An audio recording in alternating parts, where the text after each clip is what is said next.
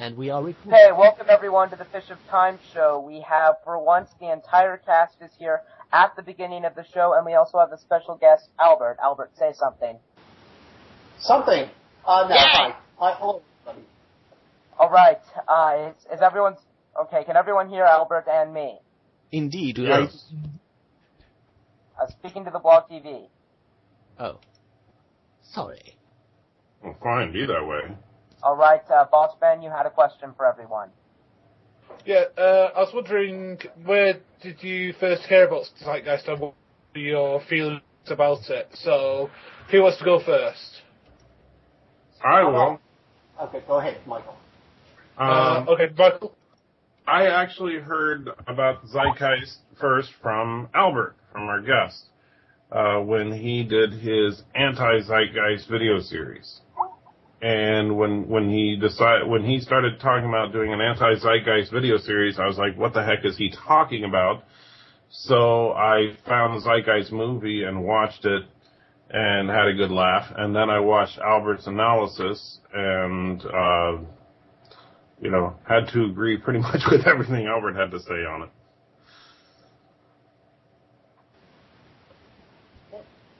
Okay, Larkin, you were next. Albert, if you want to go next, just type next, and I'll put you on next, okay? Okay. Yeah. Okay, Larkin, you were next. Yes, indeed. It's kind of a chain thing, Albert. How did I first learn from Zeitgeist? I've heard of it, from time to time in my experience on YouTube, but I didn't, I heard of it that it was complete nonsense and garbage. But, I said, nah, not worth watching. Now, I only watched it a couple of moments ago because you, Bossman, told me, you have to watch it. So, I started, watching it, pieces by pieces. Like, I watched, firstly 10 minutes of it, then I had to watch it again, from the beginning, 20 minutes of it, then 10 minutes of it again, because I've been busy in a couple of, days and weeks. But, today I decided, I should, watch the entire thing, so, I can, know at least what people are talking about when we're gonna have the show. And, I watched the entire thing in one shot, non-stop, and, it was sad. It was really sad. And, I'm done.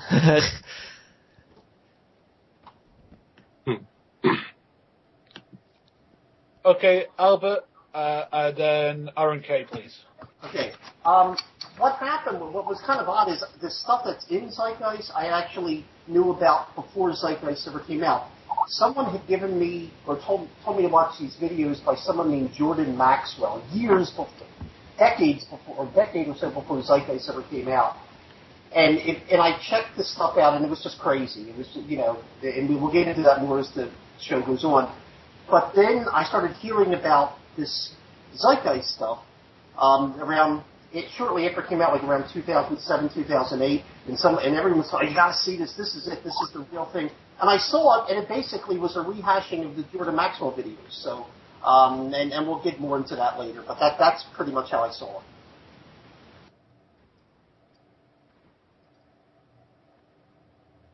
it. Okay, it's Jacob, and then it's Ichiwawa. I actually heard about Zeitgeist a few years ago, right around the time it came out, and this was around the time before I started taking my faith seriously. And this friend of mine, he was really into Zeitgeist, he was really into conspiracy theories. He was also into, movies like Loose Change. So he was really into the whole conspiracy theory. I don't know if he still is now, because I haven't talked to him in a long time. But he was really into it. I remember one time he tried to argue that the cross itself was a rip-off of paganism. And at the time, I wasn't well versed in Christian theology as I am now, so I didn't know how to respond to it. But now that now that I'm more educated on the whole matters, I could say that argument was crap. So I've watched the video a long time ago, and it was pretty bad. Okay, it's Aaron K, and then it's Ichiwawa. Sorry, Aaron did ask first. Sorry, it's my fault. Okay,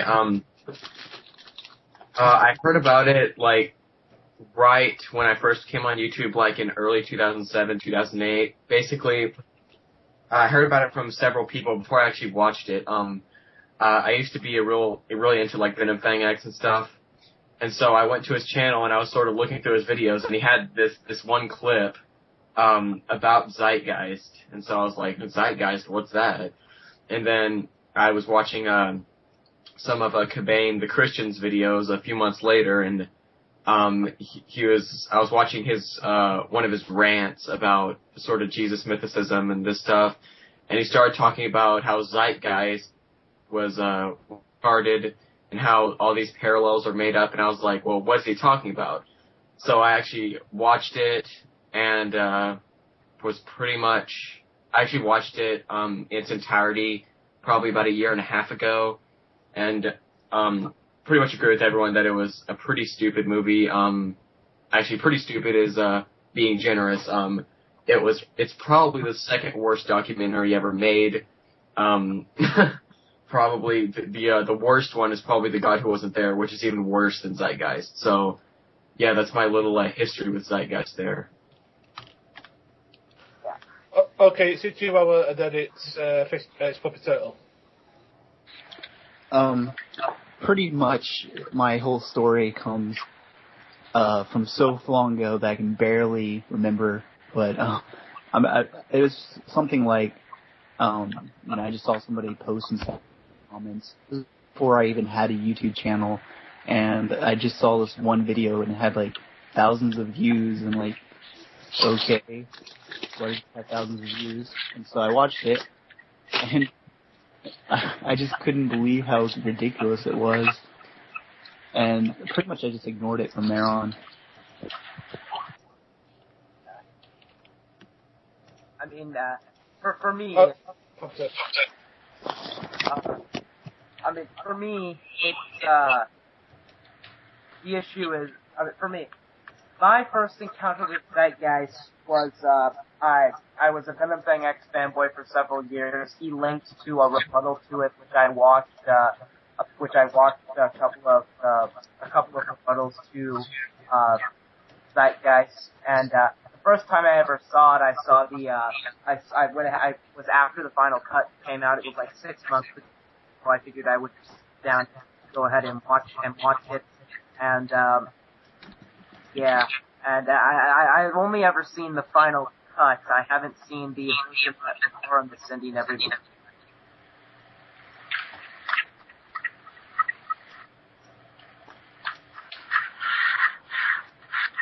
I'm done. Okay. We've got a question from the Odd Finn. Which is sillier, Young Earth creationism or the Zeitgeist movement? Who wants to go first for that? I'll answer that. I would say both are equally stupid. So it's kind of hard to tell which one's more stupid, in my opinion. Okay, Lotkin? I think that it's very difficult to determine which one is more stupid. Eventually, I'd say that both are, but there's a difference because like Zeitgeist people are basically conspiracy theorists, but they don't really put something that is dangerous. The only thing that they could do that would be considered potentially harmful to society is to not, pay any taxes. It's in the part 3 about it, right? And eventually, be open about, about pagan parallels and, being 9/11 truthers. But that's essentially about it. Whereas, creationists have been politically involved in, modifying or hindering science education in certain countries. That's what I'd say.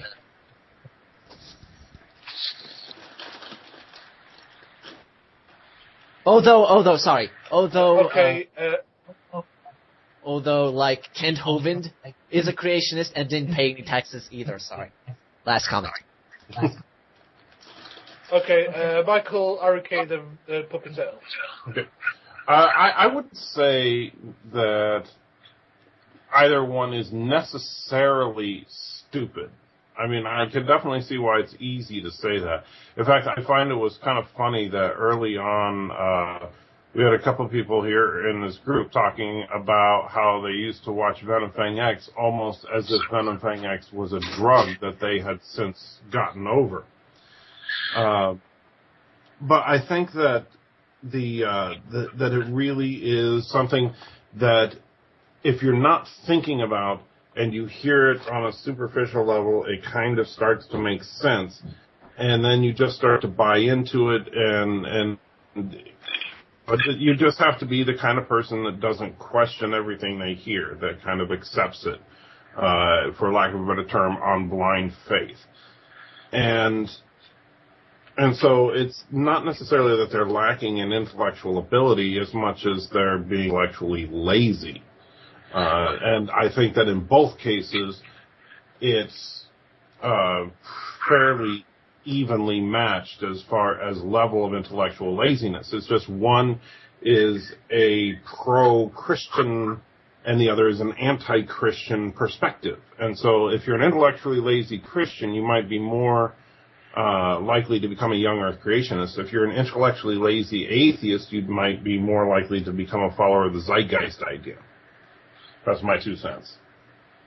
Okay, RK, Puppet Turtle, and Albert. Okay, it is. Someone mute their mic. Okay. It still isn't muted.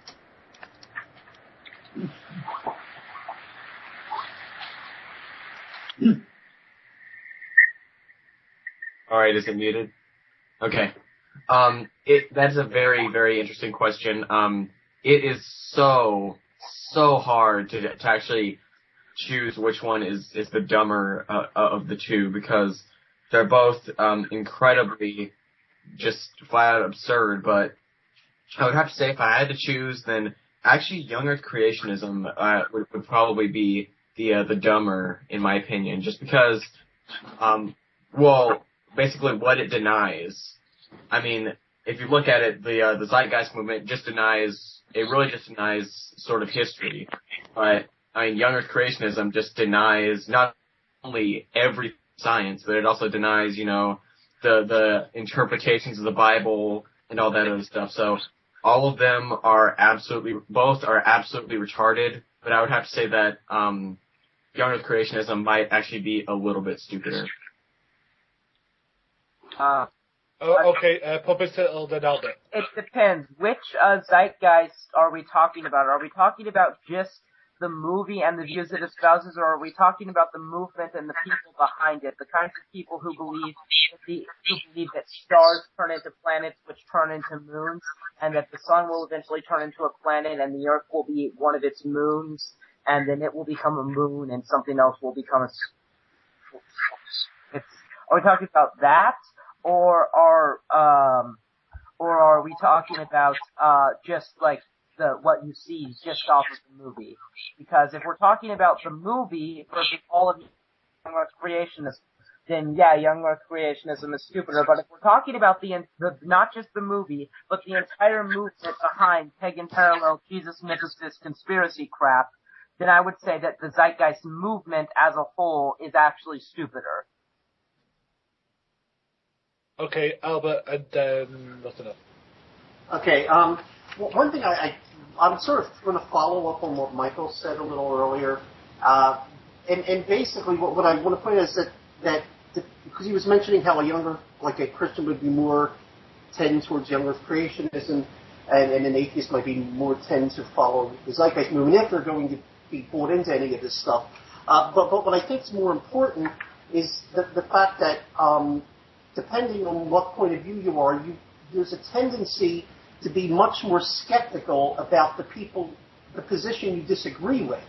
Where you have an investment in that, rather than to be skeptical about something that would actually, kind of help your cause, in some sense, that would make it easier for you. So I think Christians would tend more to accept young earth creationism because it would be helpful rather than zeitgeist, which would be harmful, and vice versa. That even people who call themselves skeptics tend to be skeptical about the things they don't like, rather than things in general. Okay, Jacob? I wanted to add that, like, the whole Zeitgeist movement itself is really part of a larger movement. It's not just focused on, like, the whole pagan parallels and all that stuff.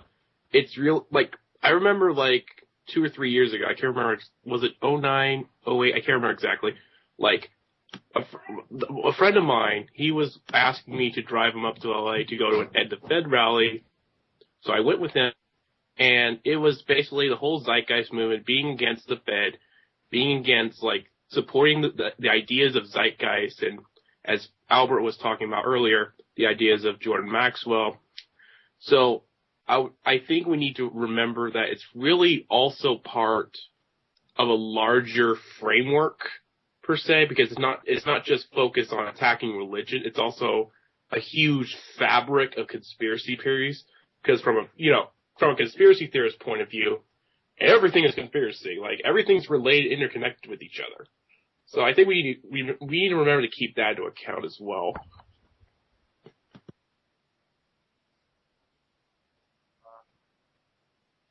Albert, let's go next. So, Albert? Following what Aaron was saying about the interconnectedness, and this is one of the key things that comes up with Zeitgeist, when you tie the whole three parts together. Back, let's say prior to the 1980s, 90s, when you talk about conspiracy theorists, there were the Kennedy assassination conspiracy theorists and the UFO conspiracy theorists and the people who believed in it, and they were all separate little groups with their own separate little subcultures. And what happened around the 80s, 90s, particularly with people like Jordan Maxwell and later with others, is they would tie these all together into this almost pan-conspiracy theory where, Illuminatus Masons who worked for the Vatican were, controlling the Fed, and it just, you just build on these, and everything that happens in the world gets tied into this one little group. And I think this is what you get in something like Zeitgeist, which is basically a reflection of Jordan Maxwell's work. In fact, Peter Joseph, who created the film, said it was. He said in an interview that this was all taken from Jordan Maxwell stuff. That's what this is all about. This is really, it is and has always been a conspiracy theory. It's as crazy as the people that think that Comet Element's going to destroy the world or something like that. It's basically all tied into that little subculture that you get on Coast to Coast AM or the Jeff Renz show, and that's pretty much its core audience. Now, because it espouses certain things that might be popular with other groups, it ties in more to it, but they tend to favor some people just like part 1 and some people just like part 3 or part 2, but that's pretty much what you get. Okay, Puppeteer, then Jacob, then Watkins, sorry. I just wanted to say that firstly, if you want to call in, please send a Skype invite to the Fish of Time, please send a Skype invite to Fish of Time. And unlike what Bossman has said here, it is actually all lowercase. Send a Skype invite there if you want to call in, and we really need callers because it sucks to try to manage the thing without them. And beyond that, it's just, that's actually all I really reserved next to say. Don't appear offline, because if you do, we will assume you are offline and we will never drag you in. And don't call us, let us call you. Just send a Skype invite, telling us that and include what you want to call in about that you want to call in, and we will tell you what line you are, and when it gets to you, we'll drag you in. Okay, Lucky. Wasn't Jacob first? No. I was okay. Fine. Okay, sorry. I'd like to react to what Albert said. It looks like, based on, how conspiracies have, evolved and changed in history, that, lately they have become more of a fashion. And like, referring to what happened to Dominique Strauss-Kahn, who was the ex-director of the World Monetary Fund. I don't remember how it's said in English, but he was involved in a rape case, and basically what happened is that of course he got kicked out of the organization, and it's funny because this event happened like in a position where Dominique Strauss-Kahn actually had was going probably to be candidate for the French presidential campaign, and according to polls, actually would have made a better score than Nicolas Sarkozy. And of course, when this case arrived, of course his popularity plummeted. And his defense now is basically conspiracy. There was a conspiracy against me. Now my political career is ruined, and that's because of the French president who wanted to be such. So, can we really say that,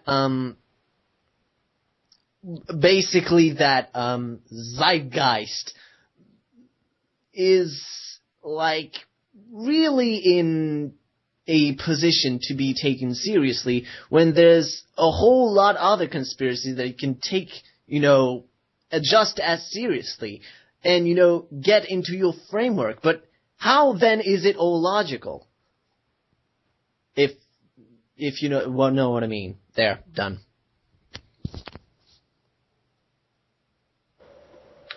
Okay, as Zeitgeist supports the notion of astral theology, which, for those who don't know, that the zodiac was instrumental in the development of religious ideas. So I'd like to know what people think of that in the room. So who would like to go first on astral theology? Albert says he wants to go first. I thought he would, right. Okay, for those who don't know, it's sort of the Zeitgeist theory is that basically all the religious stories are metaphors for the sun traveling through the zodiac, etc. If you've seen the film, you know what I'm talking about. And it's all and then you have the ages and the procession, etc. And there's a problem, and it's not only does it have nothing to do with Christianity, it really gets paganism wrong. For example, they talk about Horus, from 3000 BC. Well, the zodiac begins to be developed by the Babylonians beginning around 1000 BC to 500 BC. You find around 450 BC, you finally see it in its final form, but it begins with 17 constellations. They reconfigure it to 12, and it goes on. So there is no zodiac being used in that region of the world before that time. And it doesn't get used in Egypt until the Ptolemaic era, when the Greeks when Alexander the Great's general Ptolemy has become the pharaoh of Egypt and his descendants, which is around 3-something BC, and procession gets discovered somewhere in the 2nd century BC. So none of this makes any sense at all. And even when they talk about the division of the sky, beginning at 1 AD, let's say for the age of Pisces, that's using a modern division of the sky by the International Astronomical Union in the 20th century. The ancient division of the sky, the age of Pisces, if there were such a thing, wouldn't begin until a half a millennia later. So immediately have all kinds of problems just at the very most basic level. Okay, Michael, then Latcan. Well, I just wanted to point out real quick on this. I think that it's kind of ridiculous to say that the stories of the Bible are some kind of retelling or reimagining of the zodiac, when in fact the Bible mentions not zodiac but astrology directly and condemns it. And I think that it would be, if you were trying to rebrand someone else's story, I think it would be kind of silly to bring up their story in your rebranding. But that's all I want to say on that particular subject. Okay, Lockhand and Uchi. Yeah, I've said it before, but I'll say it again. I particularly love, how they, pick certain things, like they make it appear that, Jesus was talking about, the age of Pisces. Look at, Christians always refer to a fish. That's, evidence that they're talking about the age of Pisces, if I remember correctly what was said in the clip. Despite, the fact that, in Christianity, the fish has a special place because in Greek, if I'm correct, the word fish are the initials of Jesus Christ, Son of God, if I'm correct, something like that. And then my favorite part was, the apostles, being fishermen is a obvious reference to, the age of Pisces, despite the fact that it was their real profession. I mean, seriously, when you're doing like this, what would be qualified as, connecting the dots by someone we know, you're just making Texas sharpshooter fallacies. Yeah, basically.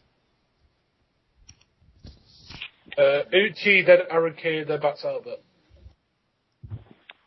Yeah, I just find the whole thing ridiculous because I remember them connecting the hat of the Pope as in like it looks like a fish, so therefore it's all based upon the astro thing. Another thing about it is it's just like they base all of their information on the idea that Jesus was born December 25th or 24th or whatever, when really, I mean, okay, he wasn't.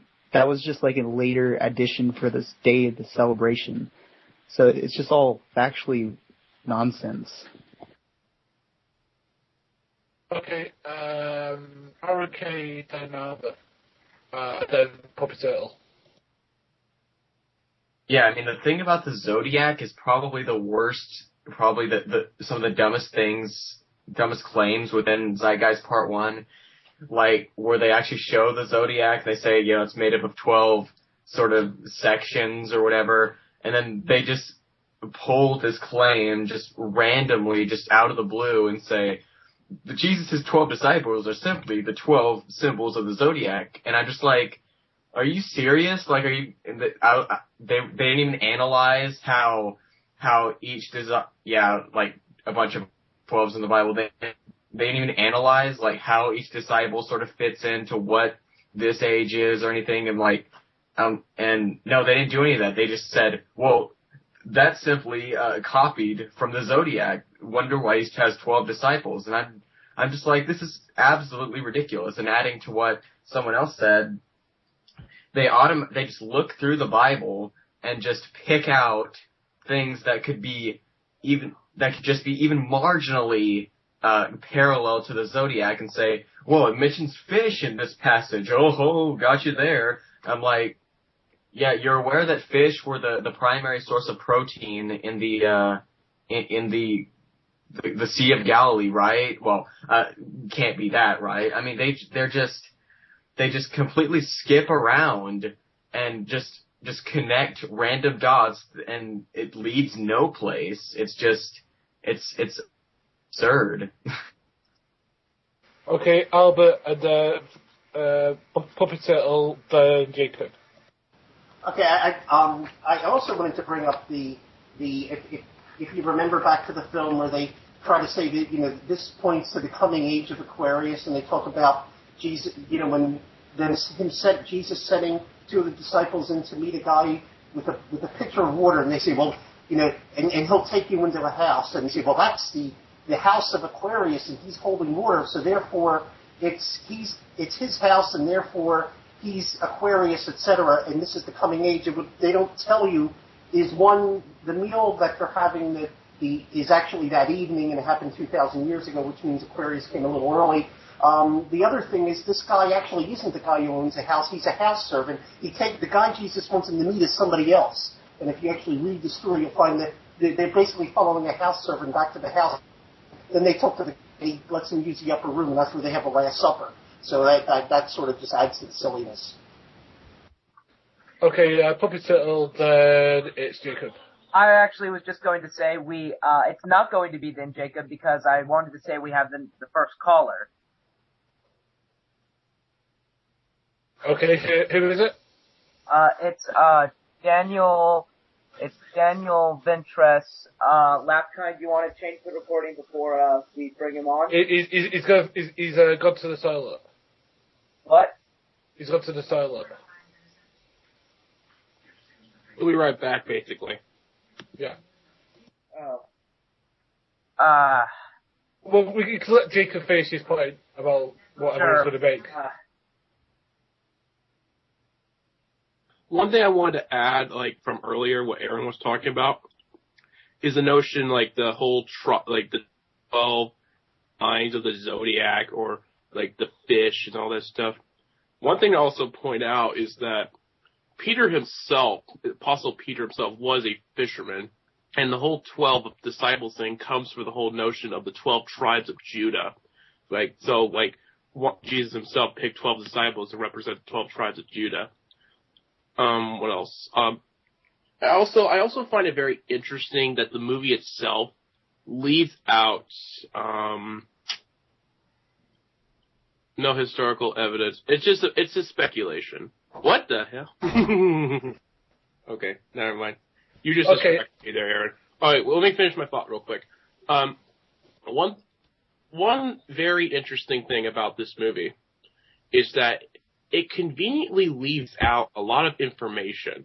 You know, like, for example, like, later in Zeitgeist Part 1, we can talk about this later, but it talks about the Council of Nicaea and how that started the whole history of the church persecuting people and letting people into the Dark Ages. But they never really talk about the events that led up to that council in the first place. So it's very convenient they leave that out. Okay, Aaron, is what you've got to add very small? Because after this, I'm going to ask Latin to change the recording because we're going to add a new caller in. Okay. Yeah. I'll be brief.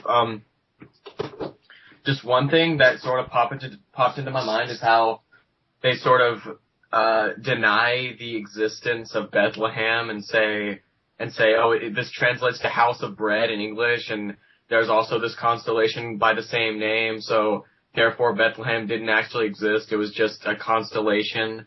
I'm just saying, you're aware that not only Old and New Testaments refer to its existence, but that the historian Josephus actually refers to it as a major area of sort of inhabitants. So, I mean, that claim is just completely made up. All right, Fisher Time, bring them in. Dale, can you hear me? Yo, hello. All right, what's your question, query, or basic statement? For me? Oh, I was just going to talk about there's a specific subset of the Christ myth that specifically states that Nazareth never existed. I was just going to ask about that. Wow, I've actually... Who wants to go first? Sorry, do you want to go first, Puppy? Sorry. Yes, I've actually never heard of that. That's a whole new level of stupid. I'd imagine Albert would be the only one who would have heard of that of us, so... To fill in Daniel on that, just as a bit of I've heard Christopher Hitchens say that Nazareth doesn't exist or is magical. Albert wants to add next, so Albert? Yeah, there was disputing about whether or not Nazareth existed. Well, one of the evidences is that it's one of the number of it's never mentioned in some documents from things from that era, but of course lots of places weren't mentioned. The other problem is that if in fact it was even with the Romans basically destroying Israel twice in that era and going through there, they're not absolutely positive that the old Nazareth is in exactly the same place as the new Nazareth. But even if it is, 5% of Nazareth has never been excavated because, well, there's a city there and people live there. So but there have been things found, though, like a graveyard slightly outside Nazareth and various other things. And I don't know of any serious historian. I mean, some conspiracy theorists doubt Nazareth existed, but I'm not aware of any serious scholar who believes Nazareth been in existence in the first century. So that I'm aware of. So I really wouldn't put much stock in it.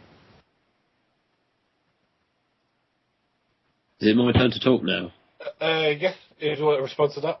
And then Ichiwama, if you want to respond after Daniel's finished. I know the bunk. I was just coming on because you didn't have any callers. And I thought I'd just ask that specific question. But one interesting thing was that I was watching this, I think it was Timothy McGrew doing a talk, and he noticed there's, I think it's Frank Zwindler that he was talking about. Basically, there's been various archaeological surveys which have got various pieces of evidence of Nazareth. And then Frank Zwindler, who's some American atheist who I've never actually heard of, went out and said that it's part of some kind of conspiracy. I think his exact statement was that it's a conspiracy between the Jewish archaeological and antiquity experts and Christianity to boost tourism for Israel or something. Okay, Ichiwama, then Arake. Yeah, I was just going to say, basically, these kind of conspiracy theorists and whatnot, and Jesus mythicists, and all these types of people, they all have the same thing in common, which is they start out with the position that they don't believe it, and that they start out with the belief, and then they reach their conclusion after the fact. And they just will grab any type of possible, or even if it's not possible, they'll make up stuff just to support their position. And in that sense, it's sort of the same thing as creationism. That's what I was going to say. Okay, Arake, then Puppy Turtle. Yeah, there actually was a book written by a guy named Rene Salm, called The Myth of Nazareth. It was written in 2008. As usual, the person actually isn't a historian, has no credentials. He actually is a composer of piano music. And basically all he says in the book is how no archaeological evidence for the existence of Nazareth exists. And as Albert noted, the vast majority of Nazareth hasn't actually been dug up, so there's no way to attain whether any evidence was left. And even if there wasn't much evidence, then that wouldn't really matter, because ancient cities, at least in the case of Nazareth, wouldn't actually leave that much evidence, because buildings were typically poorly constructed and didn't really last. So, yeah, I just wanted to throw that in there. Okay, Puppy Turtle. Then we'll go back to that. I mean, I was just going to say, I was going to respond to Ouchiwan and say, that does make it exactly like young Earth creationism, at least in that respect, because young Earth creationists start with their conclusion, and then they say, let's go find evidence. I think Jesus mythicism and young Earth creationism, I think they're very similar, and I think that young Earth creationism is to science what Jesus mythicism is to history. And I mean, that's just the way it works. Both of them just involve denying everything we know about something. Young Earth creationism denies everything we know about science, and yet claims that people who object are anti-science, etc. And Zeitgeist, has anybody ever claimed, Albert, that you're anti-history or a history denialist or something like that? Actually, I've had people, one, and I'm not going to mention the user's name, one YouTube user who was KGVO declared that I was leading a satanic conspiracy to suppress the Bible on YouTube. What's the name? Hey, okay. You were a leader of conspiracy theory. I made a video about it. Okay, Daniel? Daniel, do you want to respond, and then it's looking after you, Daniel? Oh yeah, I've heard of that Renaissance book. I just forgotten his name and the name of the book because, well, who would remember? I mean, I think JP Holding mentions it in his book Shattering the Christ Myth, which is pretty good. But yeah, I can't remember who just asked if, yeah, it's very much like young Earth creationism, although I'd say that the Nazareth myth is like flat earthery in that respect, or geocentricism maybe. I don't know. Yeah. Okay, Lucky and then Michael. I just want to react to what the Poppy Turtle said and what Daniel basically said too. I think I might disagree on the comparison between young Earth creationism and Jesus mythicism, just on the ground of consequence. I mean, if you deny the existence of Jesus, I fail a bit to see what big consequence that would have, aside from, basically denying a very important period of history. There's some practical stuff from it, but mostly it's just like young Earth creationism, for the matter, justified for religious or spiritual reasons. But I don't really see what bad consequence that would lead, aside from, denying a historical fact, which, in my opinion, would be more fair to compare just mythicism with other theories of negationism of history. While, young Earth creationism, you're not just, you're not just denying history, you're denying much more. You're denying a big portion of natural science, at least. Yeah. Appealing to consequences is not necessarily fallacious. Aaron, sorry. Reading comments. Okay. Michael, and then it's Professor. Well, first I want to say, as far as, Albert being called a tool of Satan for trying to suppress the Word of God, I think we can all agree that the only tool of Satan here in this panel is going to be Jacob. But I also want to echo what Lacan was saying as far as the comparison of young Earth creationism and Jesus mythicism, is that I get what you were saying, Puppy, as far as that one kind of denies history, the other denies science, but denying ancient history is really different than, say, denying current relevant scientific inquiry. And it's one of those things where, at least with current modern scientific inquiry, if you say, well, show me proof, there's proof to be shown.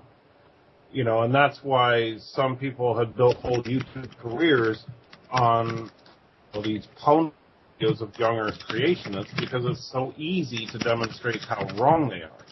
The reason that groups like Zeitgeist and their Jesus mythicism ideas can actually take hold is because it's much harder to show any kind of proof that they're incorrect. You simply have to say, well, that's not what the historical data shows, and they'll say, well, your historical data is wrong, and you can't, like in physics or mathematics, say, well, 2 + 2 = 4.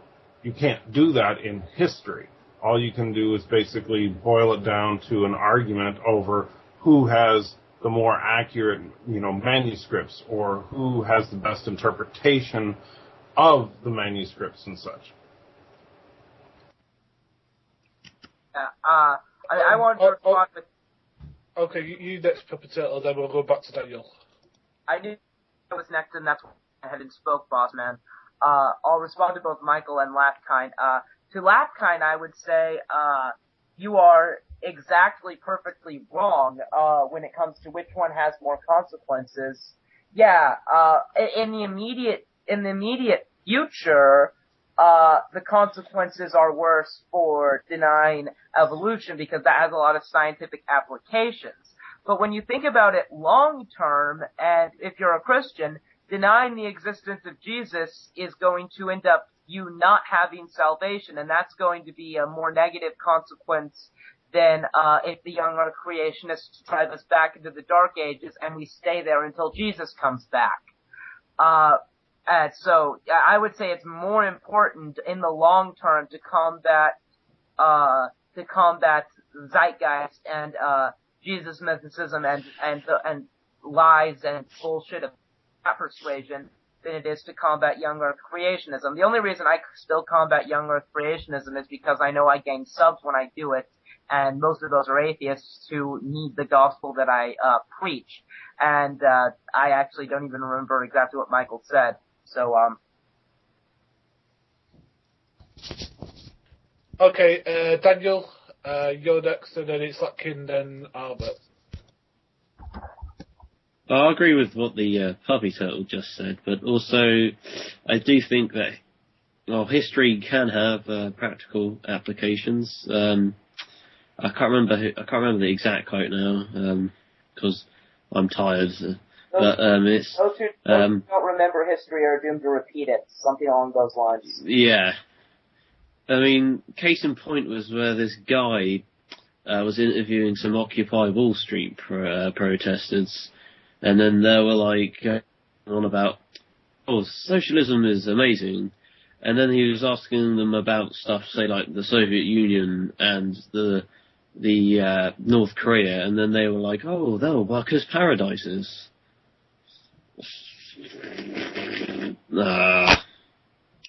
So like, Puppy Turtle just stole the quote I was about to say, but yeah. Yeah. Okay, so we have Latkin, then Albert. Obviously you're wondering what I'm gonna say. I'm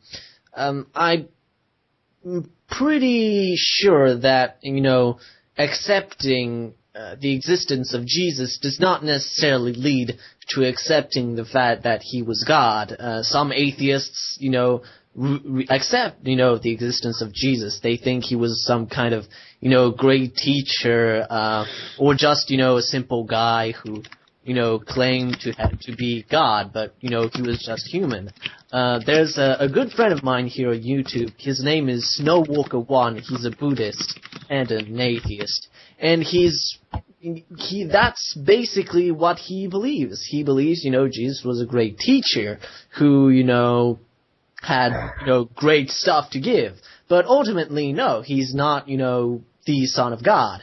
So, to some extent, I disagree. Because, again, accepting the existence of Jesus does not, necessarily lead to accepting that he was the Son of God. Just accepting that he existed.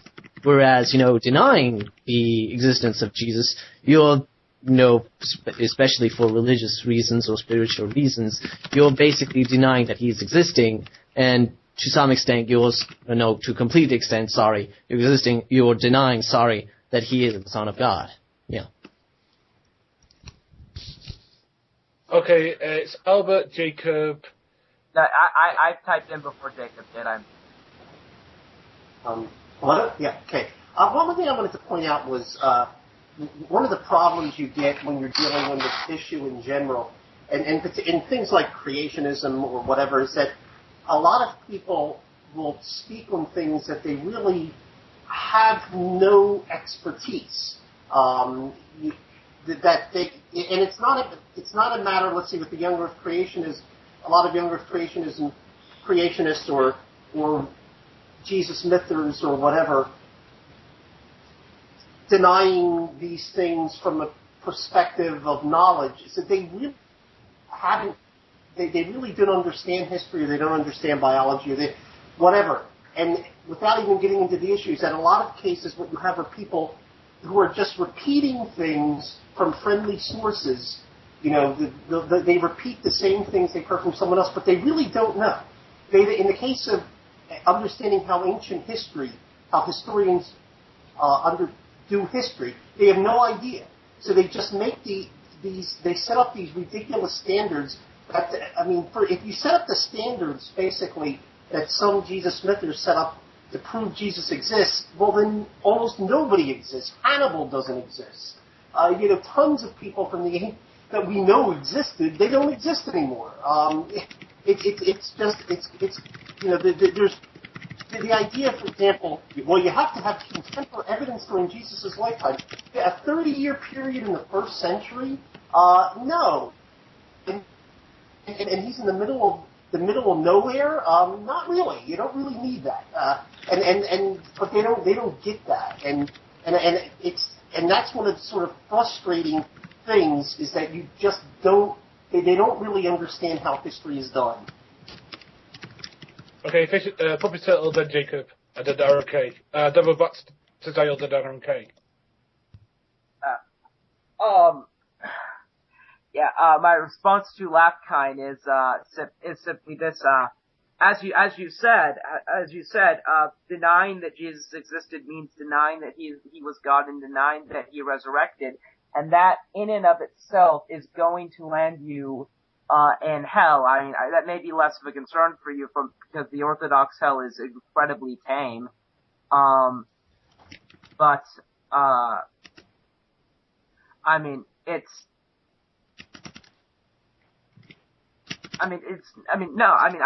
It is more important to me what this person is going to be doing for all eternity and where they're going to be. I'm going to let somebody, I would rather get somebody out of young earth creationism, but in the event that it's much more important to me what's going to be happening to somebody for all of eternity than it is if somebody's going to be wrong. I would greatly rather someone be a young earth even though I think Yekism is stupider, I would much rather have someone be a young earth creationist than a Jesus mythicist, because Ida I-35 is an idiot, and but in the end, where's he going to go, and where is a more intelligent person, whereas a more intelligent person who happens to be a Jesus mythist going to go? That's the terms in which I think of it, and that's the terms in which I think you have to think of it. Knowing where they're going to go, I actually wonder, Lapkine, how you've never made a pro-Christian video. Okay, we're going to do Jacob and then Daniel, then Aaron K.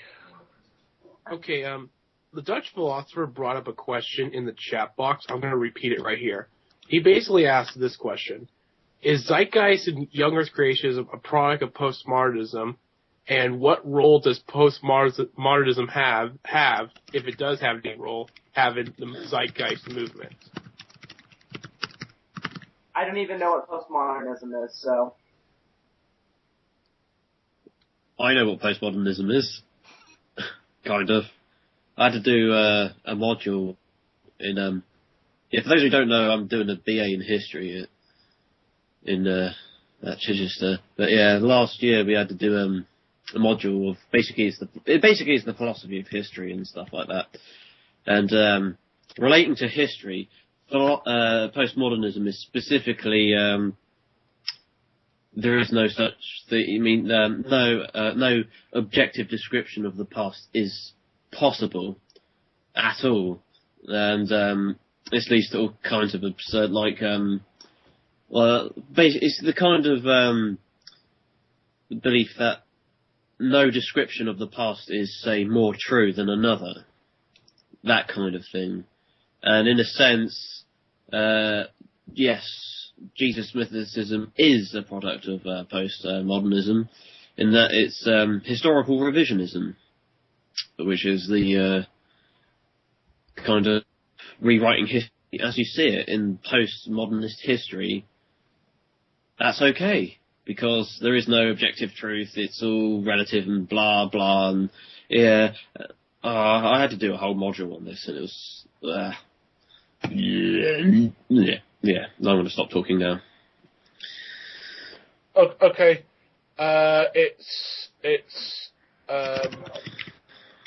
It's RK, Albert, and then it's Ken. Okay, I have a couple things. First of all, Albert a while ago I would like to add something he said, basically that these people that sort of take the Zeitgeist movement seriously are sort of science buffs that don't really understand how historical evidence would work.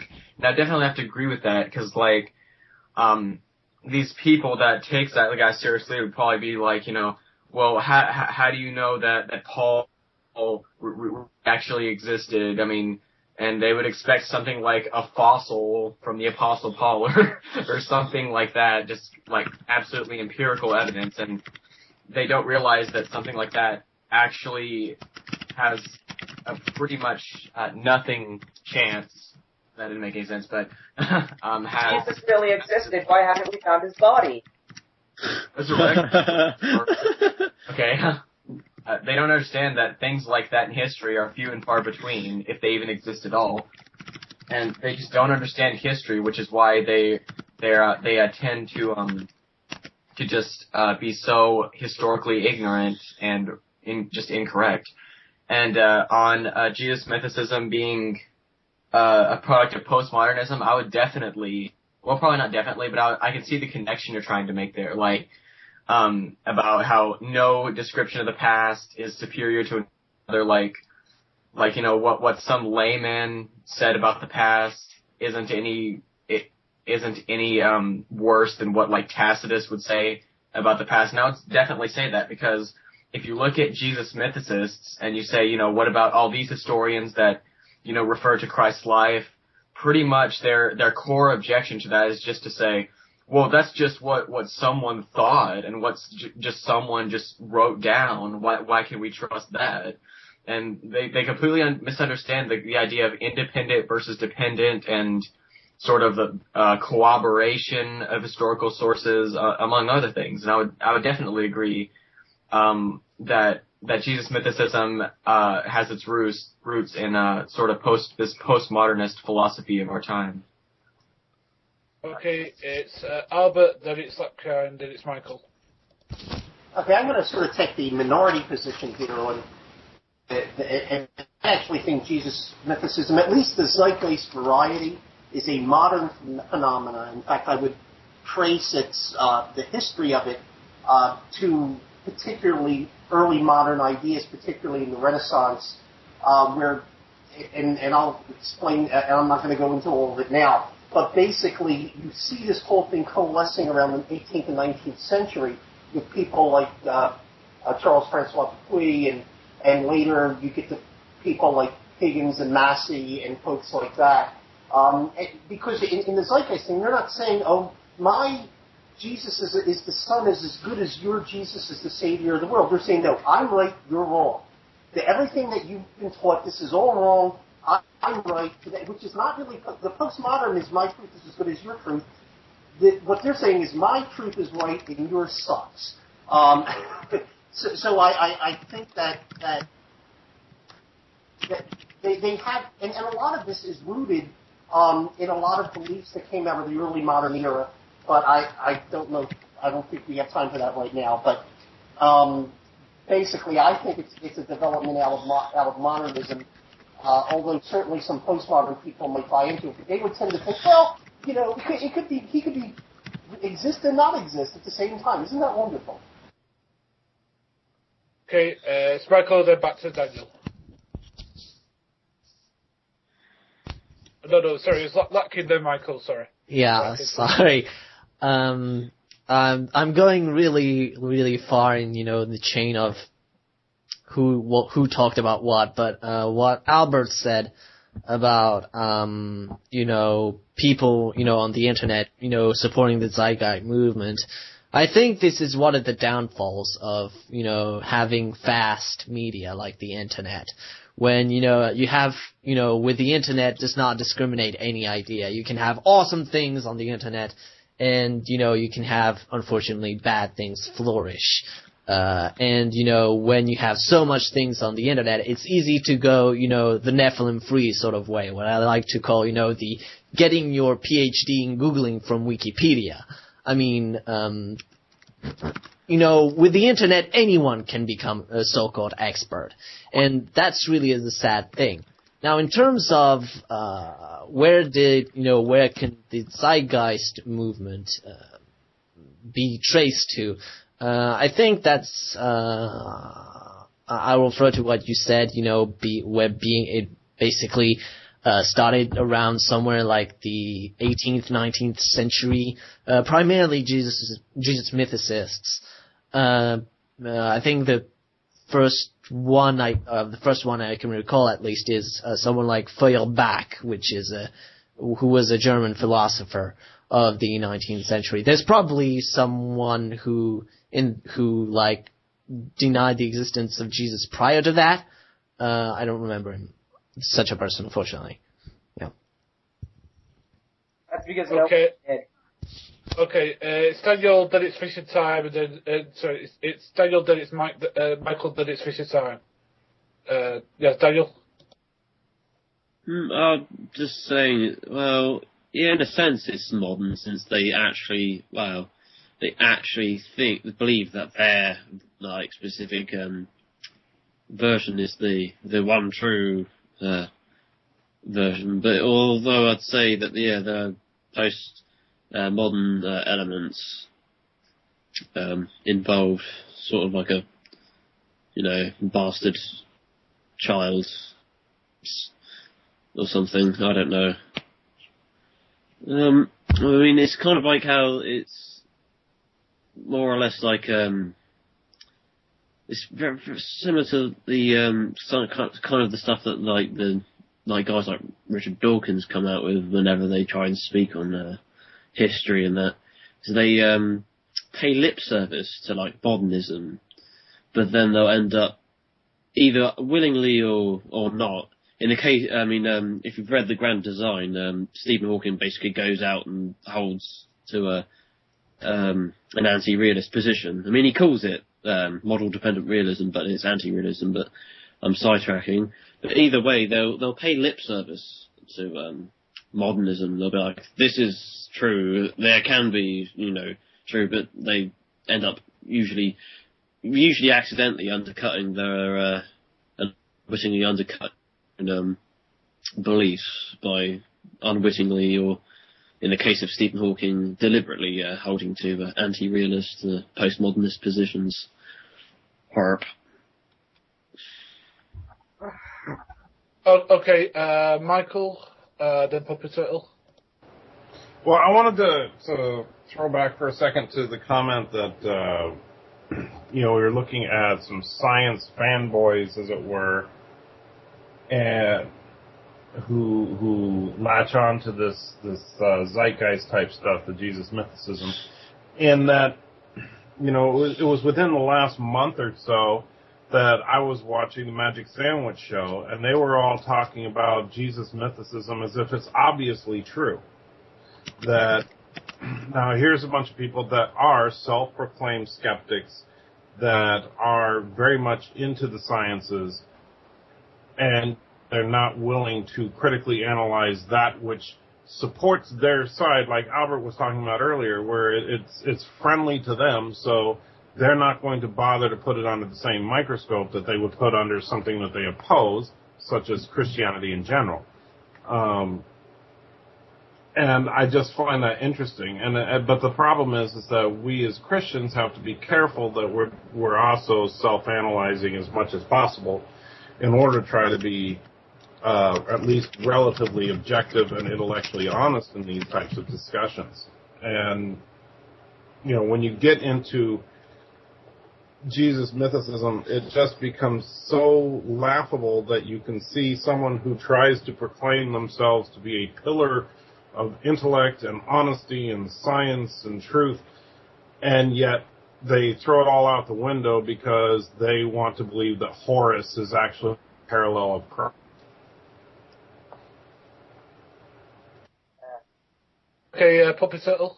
I would say two things. Firstly, young Earth creationism is definitely postmodernist, the entire philosophy is that historical science is different because it's any interpretation of the evidence is roughly as good as any other, especially when you're dealing with presuppositionalists and answers in Genesis. So, if there's not someone after me, I hope you don't mind me asking that kind of direct question that I asked earlier, which is, how is it that you, knowing where they are going when they die, how is it that you have never made a pro-Christian video in your entire history of your channel? Except for one response to Cal from Pisa, which is roughly... I don't remember you replying, so do you mind repeating that?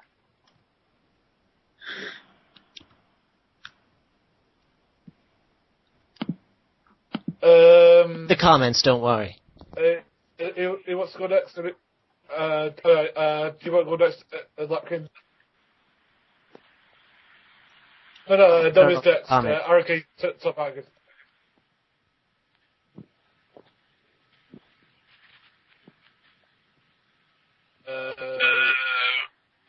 Sorry.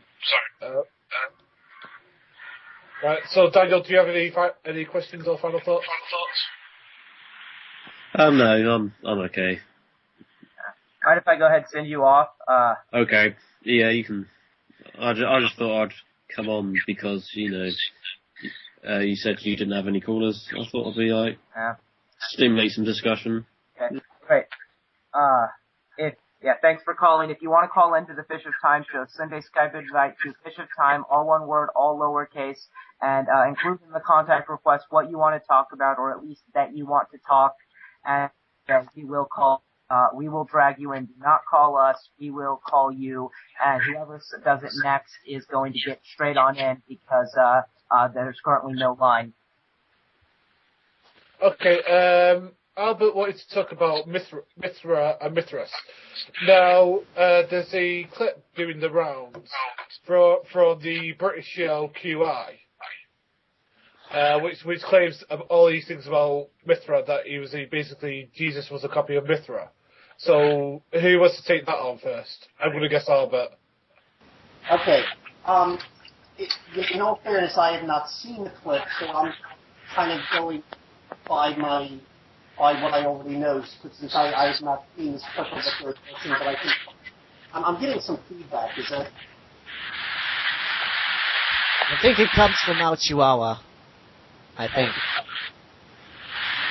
Yeah, it's not from Chihuahua. But anyway, well, one of the problems you get with discussing Mithras is that they confuse the various versions of Mithra. There's the Persian, because they'll always say the Persian Mithra or Mithra, and the Persian Mithra and the Roman Mithras are completely separate.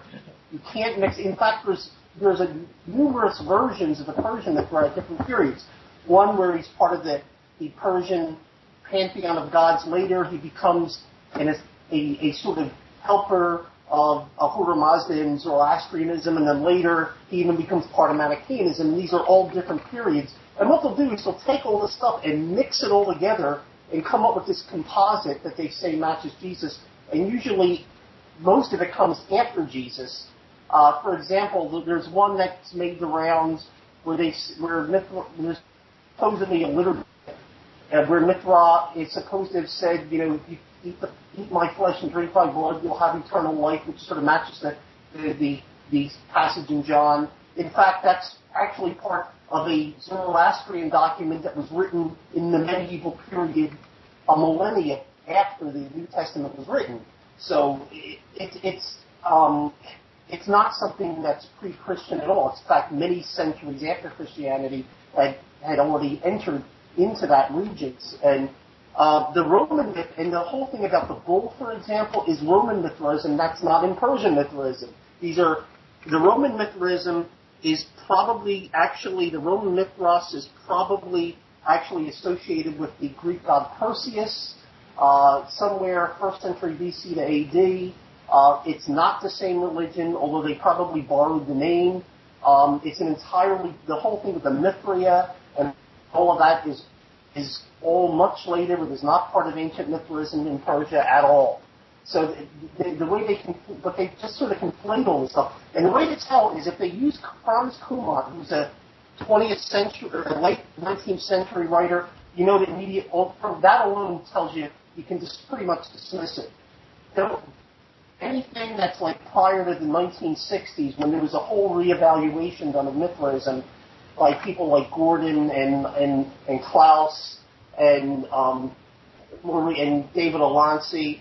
If you don't look at that, if you're looking at stuff that uses things like Kumon and earlier sources, it's an absolute complete distortion, and it has nothing to do with what scholars actually believe about Mithraism. And my guess is the BBC thing or the Channel 4 thing you were talking about was probably using that, although I have not seen it. I'll act on it after I get a chance to look at it. Okay, for those who are unaware, I talked about a Christian who supported this whole Mithra Osiris thing, just so people in the chat are confused. Aaron K, and then we've got a caller after Aaron K. Yeah, basically, I wanted to add on to what Albert said. He made a really good point, and that's pretty much what Zeitgeist, the parallel session in its entirety does, is, take these very broad sort of gods like Horus that have, dozens or more completely different stories. They sort of melt them all into sort of one pot and say, this is the story of Horus, and then they list all the parallels. But it's like, there are Roman Mithras and Persian Mithras, and there's all different sorts of stories with Horus, and there's all sorts of stories for all these other gods. I mean, there isn't really one definite story here. And one of the things that's interesting is that how they can actually claim really almost anything about Mithras, because very, very little data actually exists about Mithras at all. I mean, there aren't even any Mithraic scriptures to go off of. That said, in a sense, they're right about Mithra having been, and I know I'm out of turn, Boston people, but that said, they are right about Mithra being born of a virgin because he emerged from a rock, and there have to have been some sickos out there with drills, like some serious sickos with drills, in order for this rock not to be a virgin. So. Okay, apparently, don't we have a caller? Alright, the caller certainly didn't send a friend request to me, so, it's Hippo, a couple of things. Yeah, I don't have him. He didn't try to call in through me. I assumed he asked one of you if he could join the call, so. I added him because he didn't know how to get in touch with you, and he couldn't figure out how to add you as a contact. Okay, I do not see him. He's in the call right now. You just have to... Yeah. Not. I don't see him. We should call him.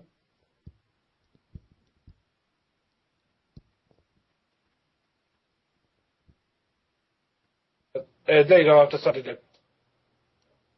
I do not see him.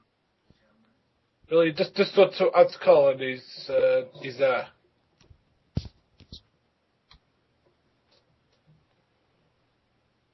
Yeah, join the call if you want, Anthony.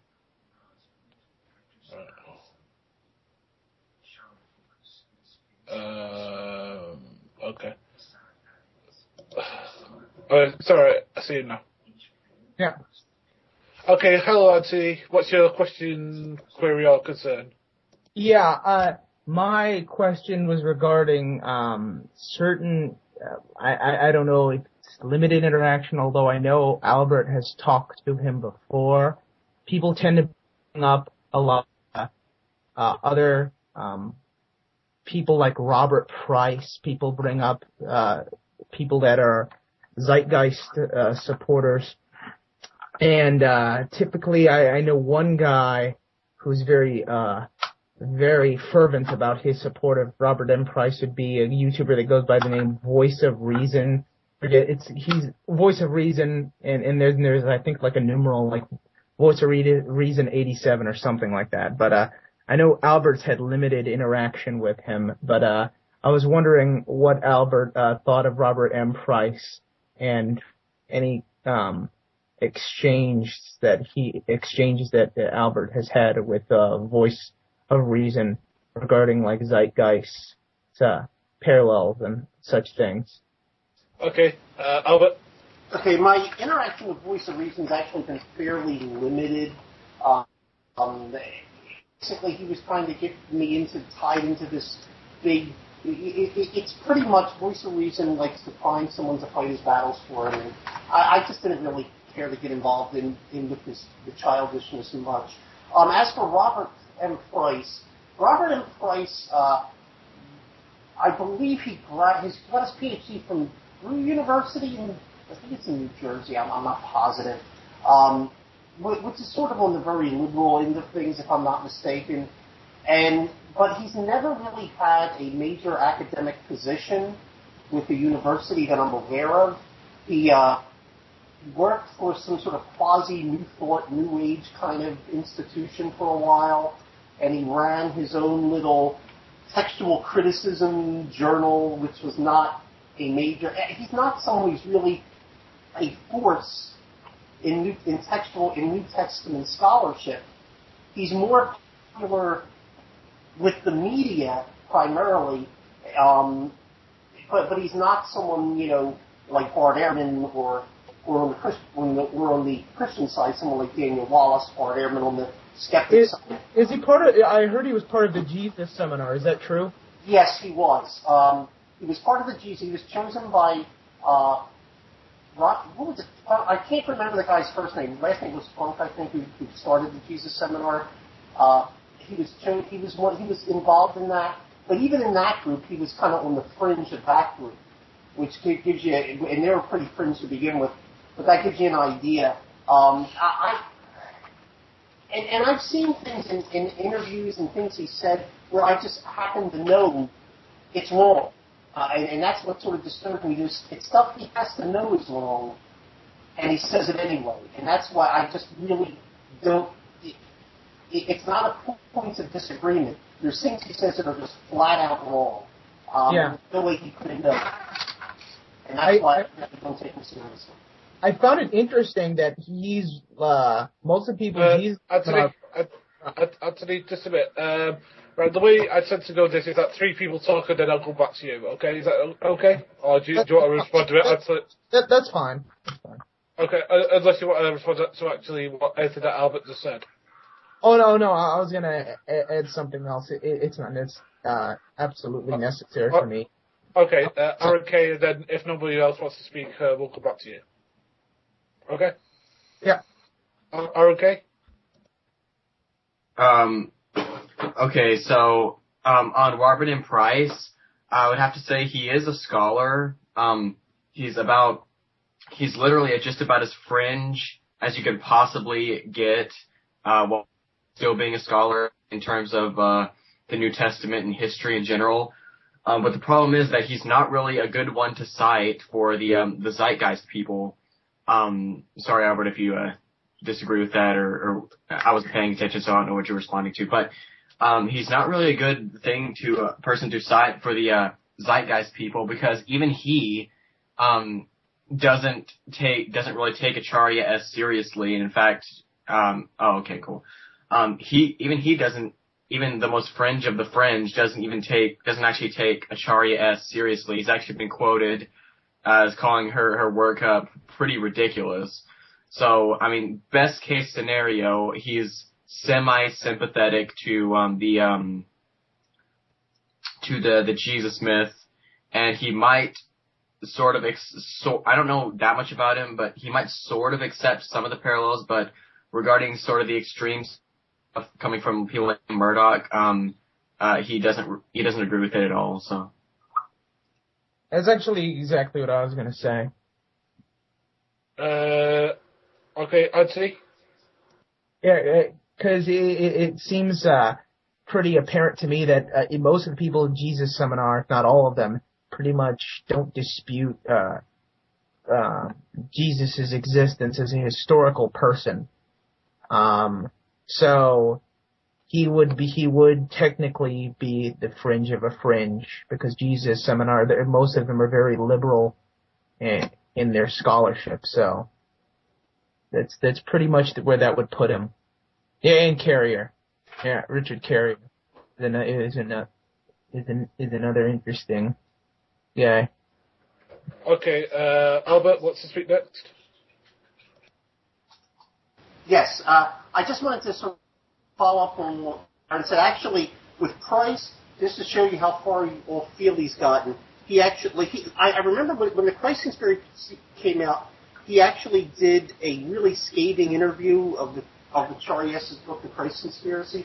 But more recently, they've gotten to be buddies, and he actually wrote an endorsement blurb for one of her more recent books, which kind of shows you how far he's gotten. He's not someone I really take that at this point, because I can take that seriously, because he said stuff that's just totally off the wall. But he's not someone I really. I don't think he's really taken. Even Ehrman, if anyone's ever heard that interview with the infidel guy and Bart Ehrman sort of just brushed his name aside as if he was insignificant, which kind of lets you know where that is. I was actually very amused by that, because he commented on Galatians, and he says, "There's no dispute, Paul wrote Galatians." That was funny how it just kind of brushed the host of that talk show to the side. Found that kind of amusing. Yeah, I mean, if you don't know, the infidel guy uses Price as his biblical scholar source.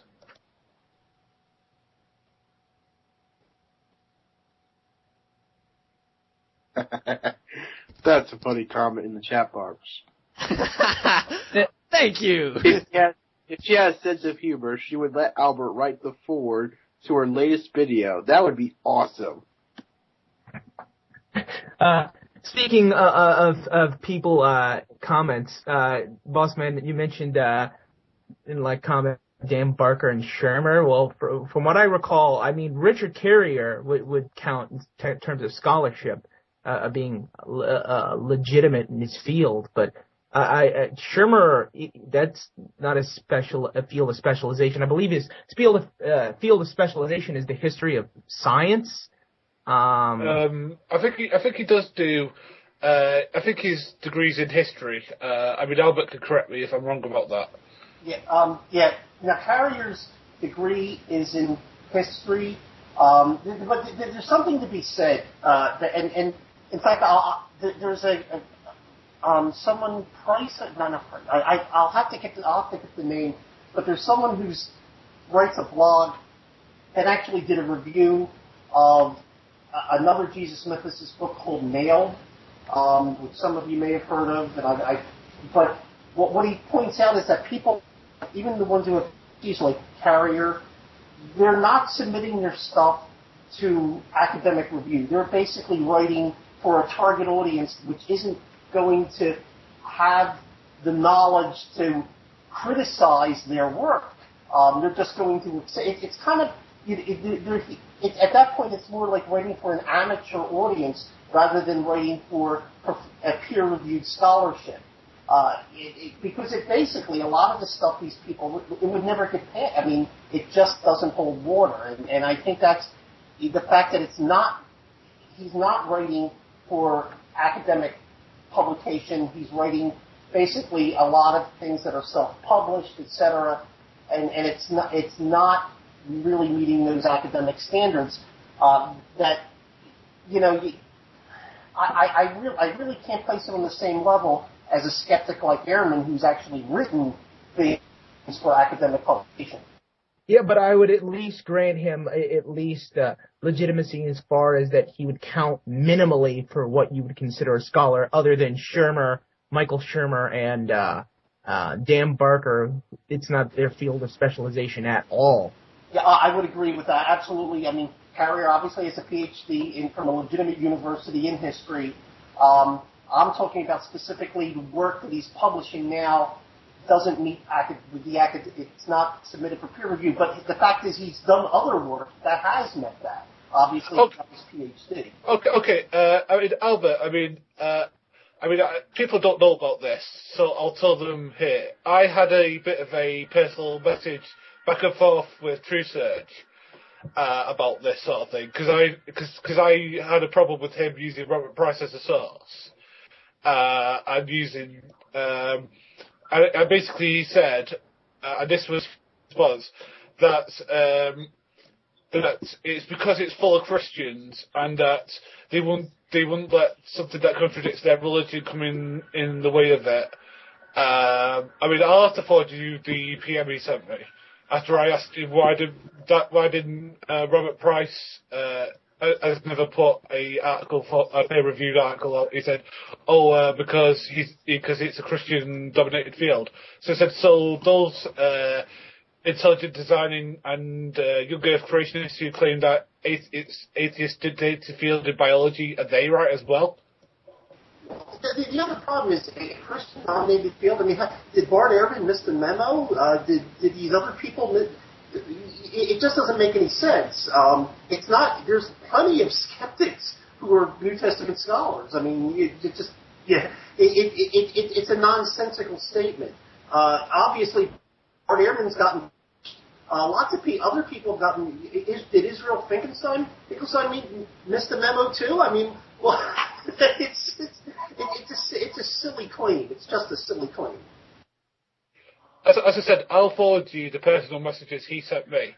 After I asked him why Robert Price has never been peer-reviewed, he said, because it's a Christian-dominated field. I swear I'm not making this up. That doesn't really invalidate somebody's viewpoints. If they have good arguments, it doesn't matter whether they're Christian or atheist. That doesn't validate or invalidate any of their points that they make. So I don't get.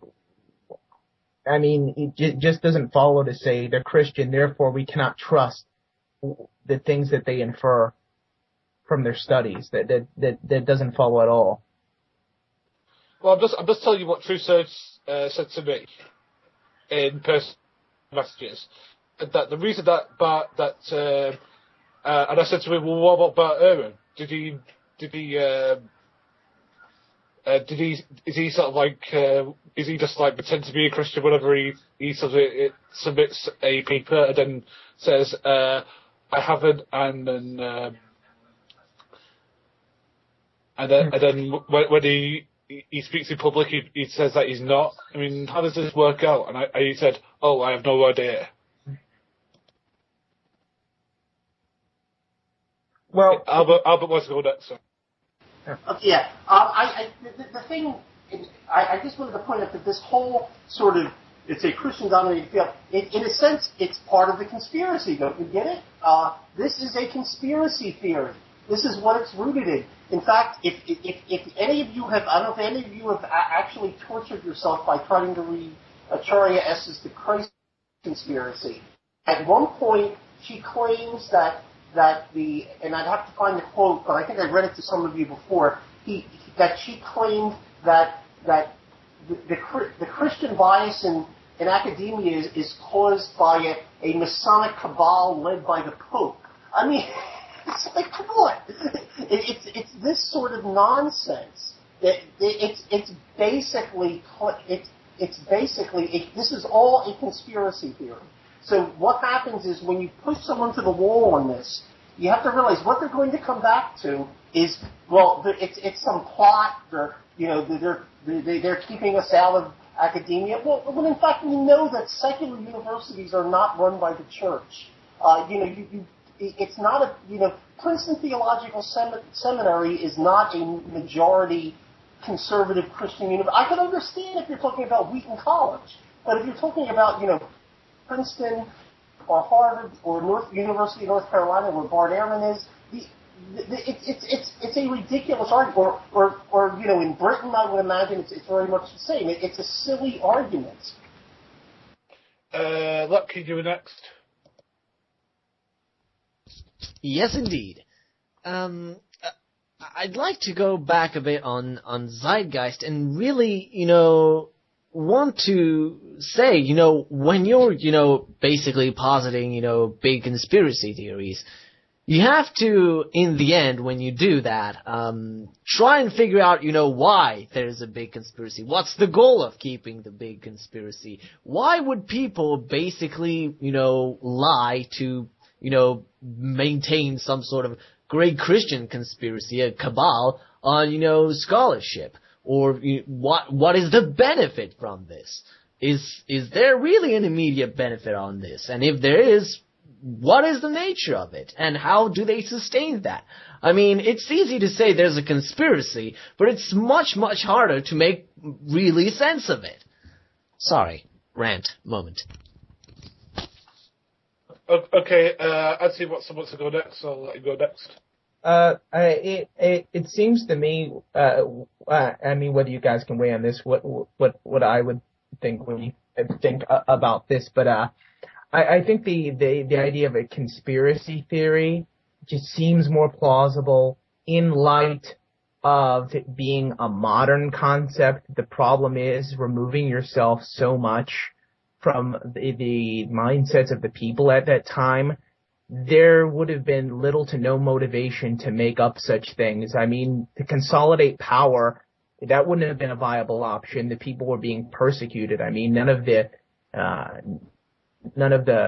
people that were identifying as Christians at the time, they had no reason to I mean, what could their possible motivations be? They couldn't consolidate power at that time. It was only later that you had Christians that took positions high up in like government. So there was no power to consolidate. So what possible motivation could they have? I just don't think there's any reasonable motivation that would make this plausible in light of just lack of motivation. I mean, what do you guys think?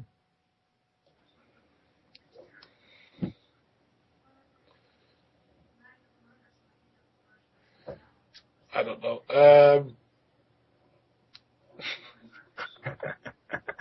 Yeah. Okay, so just I'll broadcast that once. But basically, it's like I'm imagining a bunch of Romans sitting around going, "Okay, let's start a conspiracy. We're gonna control the world by having everybody worship a dead Jewish carpenter." Yeah. I mean, it just doesn't make any sense. It's just silly.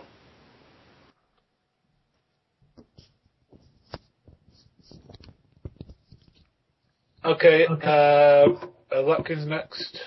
Okay, your remark, on the ridiculous idea of, making a conspiracy about, the description you gave.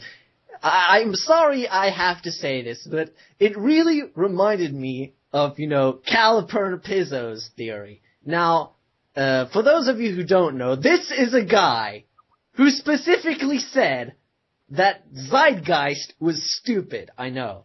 And this is his explanation of, because he has also an idea of a great conspiracy. Basically, he thinks that Christianity is a form of psychosis, is some sort of mental disease that you can cure with a lobotomy. And, basically everything was okay, perfect and happy before Christians came up.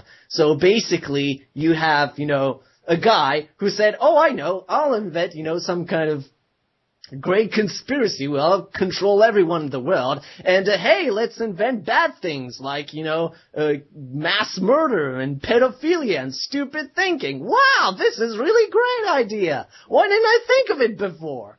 I mean, really, do people really realize how ridiculous their propositions are? Ugh.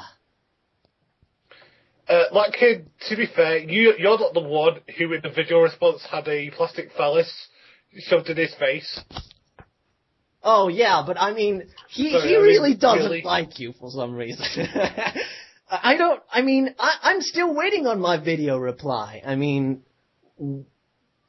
as you've explained in the video, Cal Pizzo seems to have, some kind of, he also made a remark, on you being a supposed Jew or something. I don't remember. You should have seen the conversation that Ouchiwawa had with him. He actually called Calpern Pizzo on Skype. Oh, really? Yes. How could I have missed that? My favorite guy on the internet. Sorry, that was a huge digression. Ugh. But I thought it was kind of relevant because the guy kind of picks some ideas from Zeitgeist and stuff. So, yeah. Aaron K wants to know, do we have another caller? I don't know. It's a Puppet Turtle.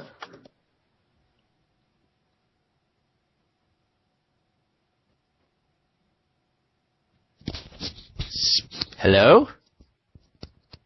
Anyone there? Hello? Would that be a no? I think that would be a no. I just remember. Well, let's go back to Zeitgeist. Yes. The biggest there's actually a quote that isn't from Zeitgeist that I want Albert to sort of tell people about, which is that Osiris had a festival which was about blood and was it wheat wine or something like that, and wheat bread and something else mulled wine or something like that.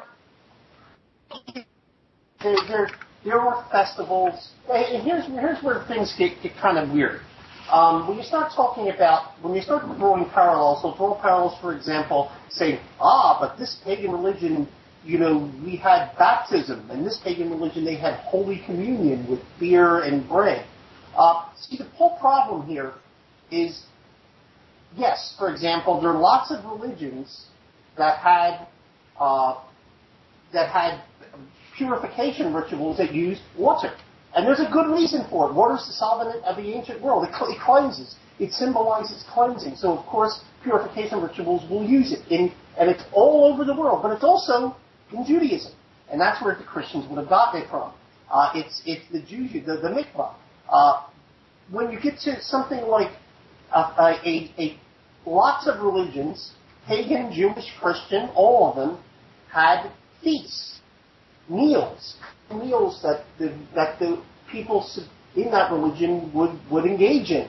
And one of them with Osiris had bread and beer.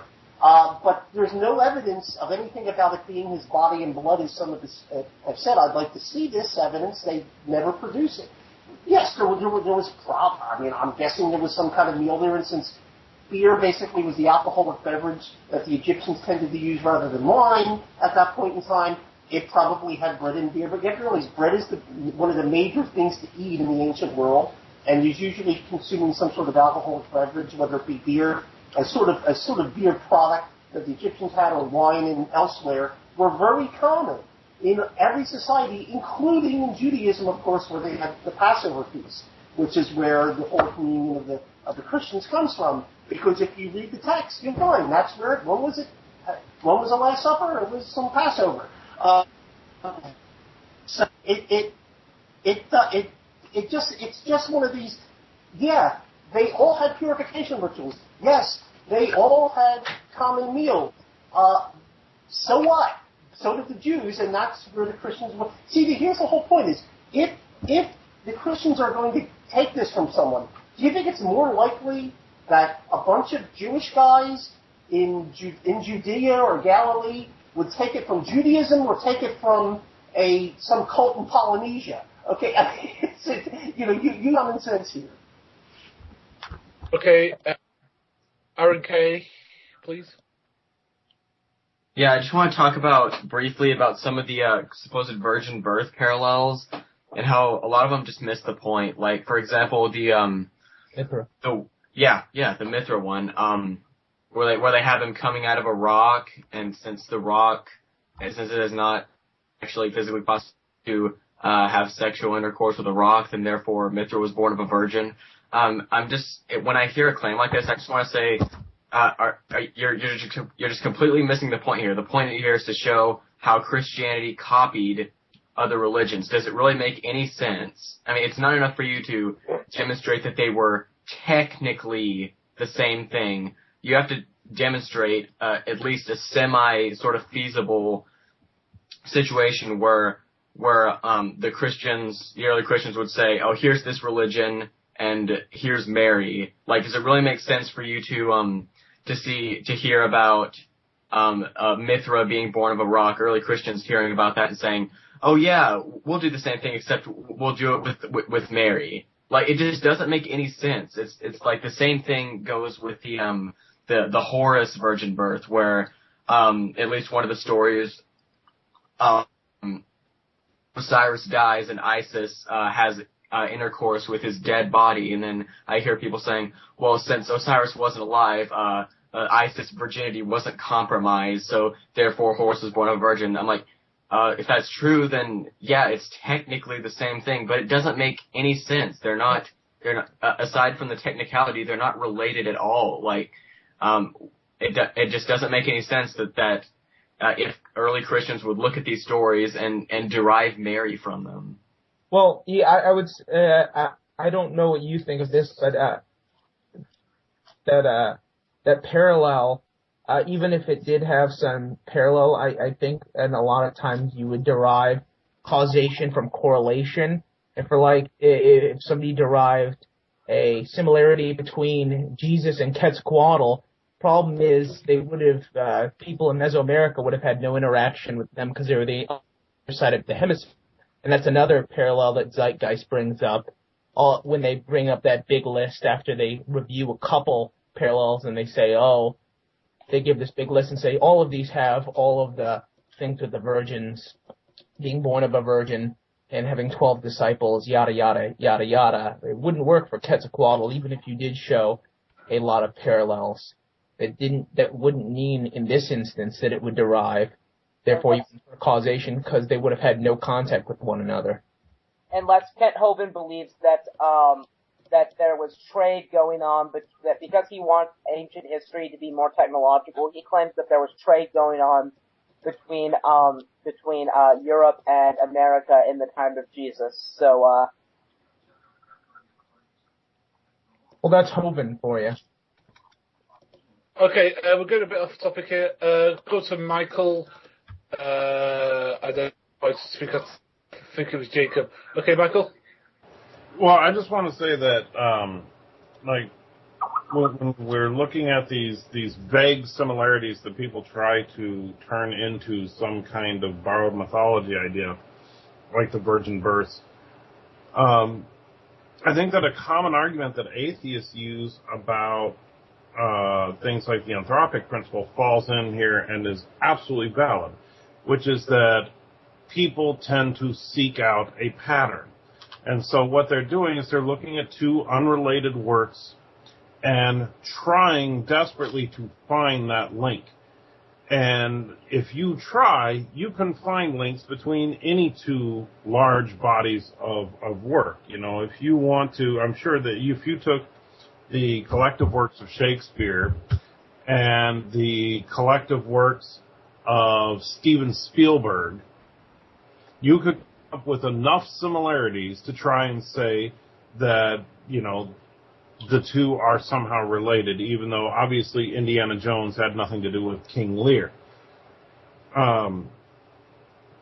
So I do think that it's basically that pattern-seeking tendency that we have as humans, combined with, you know, whatever doubts we may have about the belief system of one group or another, and so we're trying to discredit it by finding some way that it's actually just a gigantic historical conspiracy plagiarism. If I may add to that, I made a video, and in fact it's the video that gave this show its name, called Proof Jesus Christ is a Copycat JRPG Character, and I go through all of the parallels between Jesus and the main character from Pokemon Mystery Dungeon Explorers of Sky. For example, the main character from Pokemon Mystery Explorers of Sky was a human, or a higher form, and a lower form, just like Jesus was God and became a man. The hero from Pokemon Mystery Dungeon had to had to sacrifice himself in order to save the world from a future of eternal darkness, and after he sacrificed himself, he was resurrected by the God Pokemon, literally by Arceus, who is essentially God in this universe. He was among 12 people at the guild, so just like Jesus had 12 disciples, once I run out of them in my mind, I can just say, and with the parallels go on and on. Okay, who's it next? Sorry. Jacob next, sorry. Sorry, Jacob. Yeah, Jacob, please. Okay, I wanted to add to what Bill was talking about, because, like, I remember C.S. Lewis saying, I forget where he said it, where he was talking about, like, even if we were to grant for sake of argument that there were parallels between Jesus and all these different religious ideas, it wouldn't necessarily disprove the truth value of one belief system over another. So, like, and adding to what Mike was saying about the forced connections, and you can correct me if I misunderstood you, like the forced connections between, like, one idea with another idea, like Christianity, let's say Hinduism or paganism, etc., etc., etc. Even if we were to grant that these ideas had similarities, it would not necessarily disprove the truth value of it. So when I was rewatching Zeitgeist again last night, just to refresh my memory of it, that came to my mind as I was watching it. I was like, even if I granted for the sake of argument that there are similarities, how are they connected? How does one connection refute another one? Like, they don't even really adequately demonstrate that. You know, even if I were to, and this is granting for the sake of argument that their arguments had validity.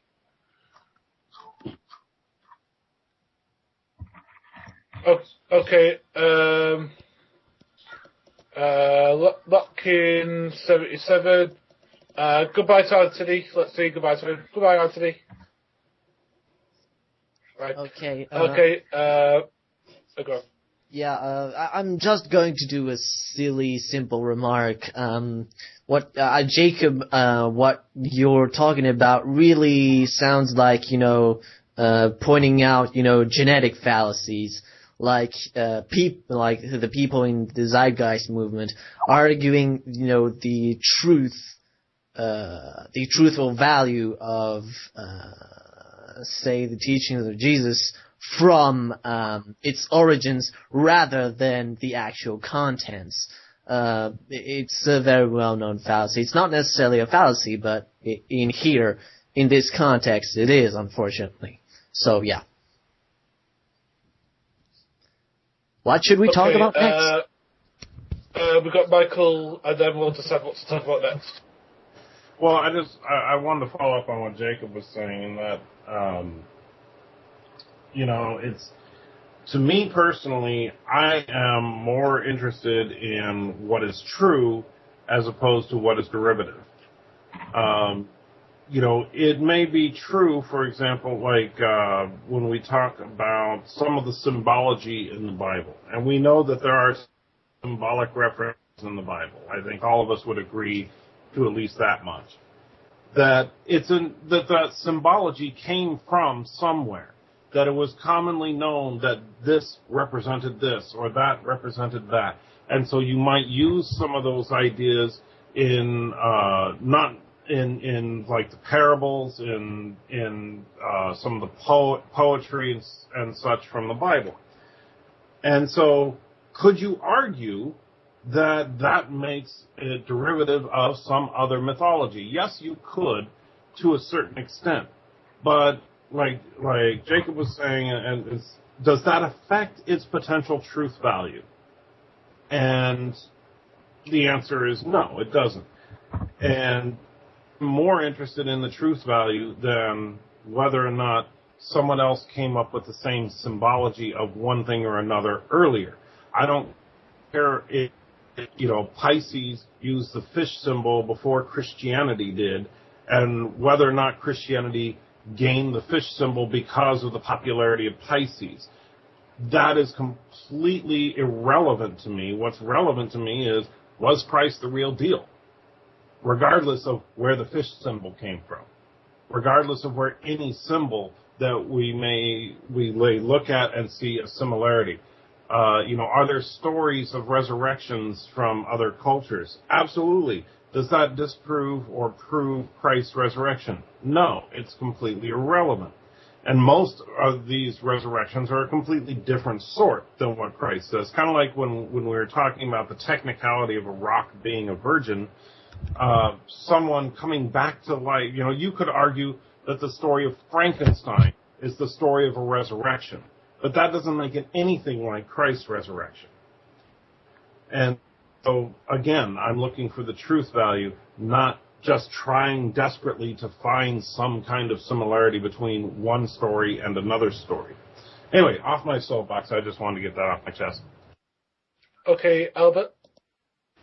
Yeah, to follow up on that, I think also when you're talking about using symbology, for example, when Michael was speaking a minute ago, when later Christians may have used symbolism that had been previously used in their culture for other purposes and even for pagan ones.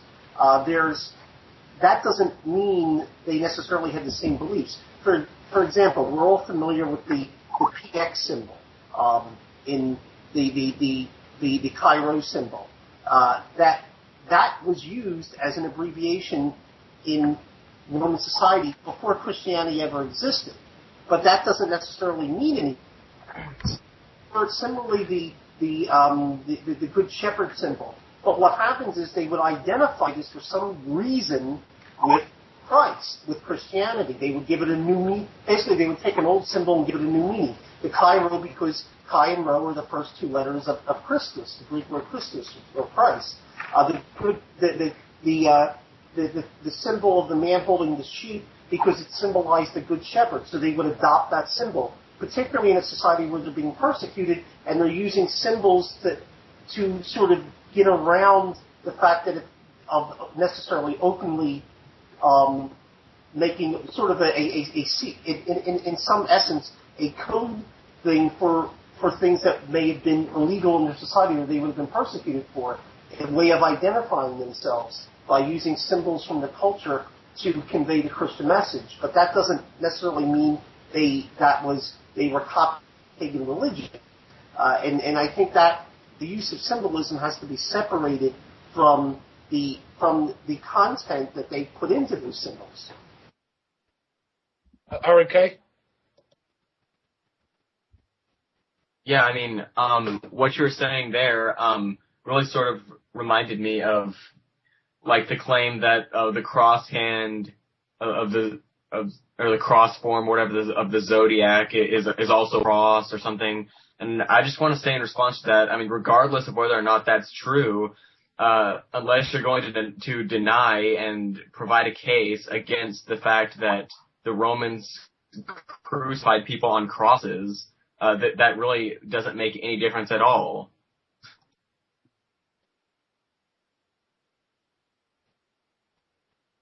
Okay.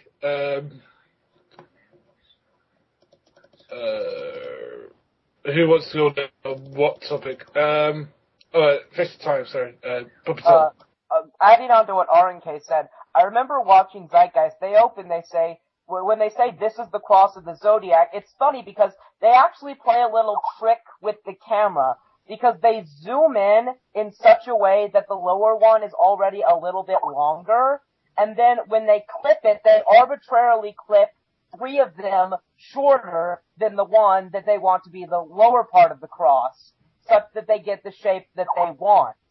So that it's actually, when you look at it, if you were to just look at the zoomed out thing, it's a plus sign.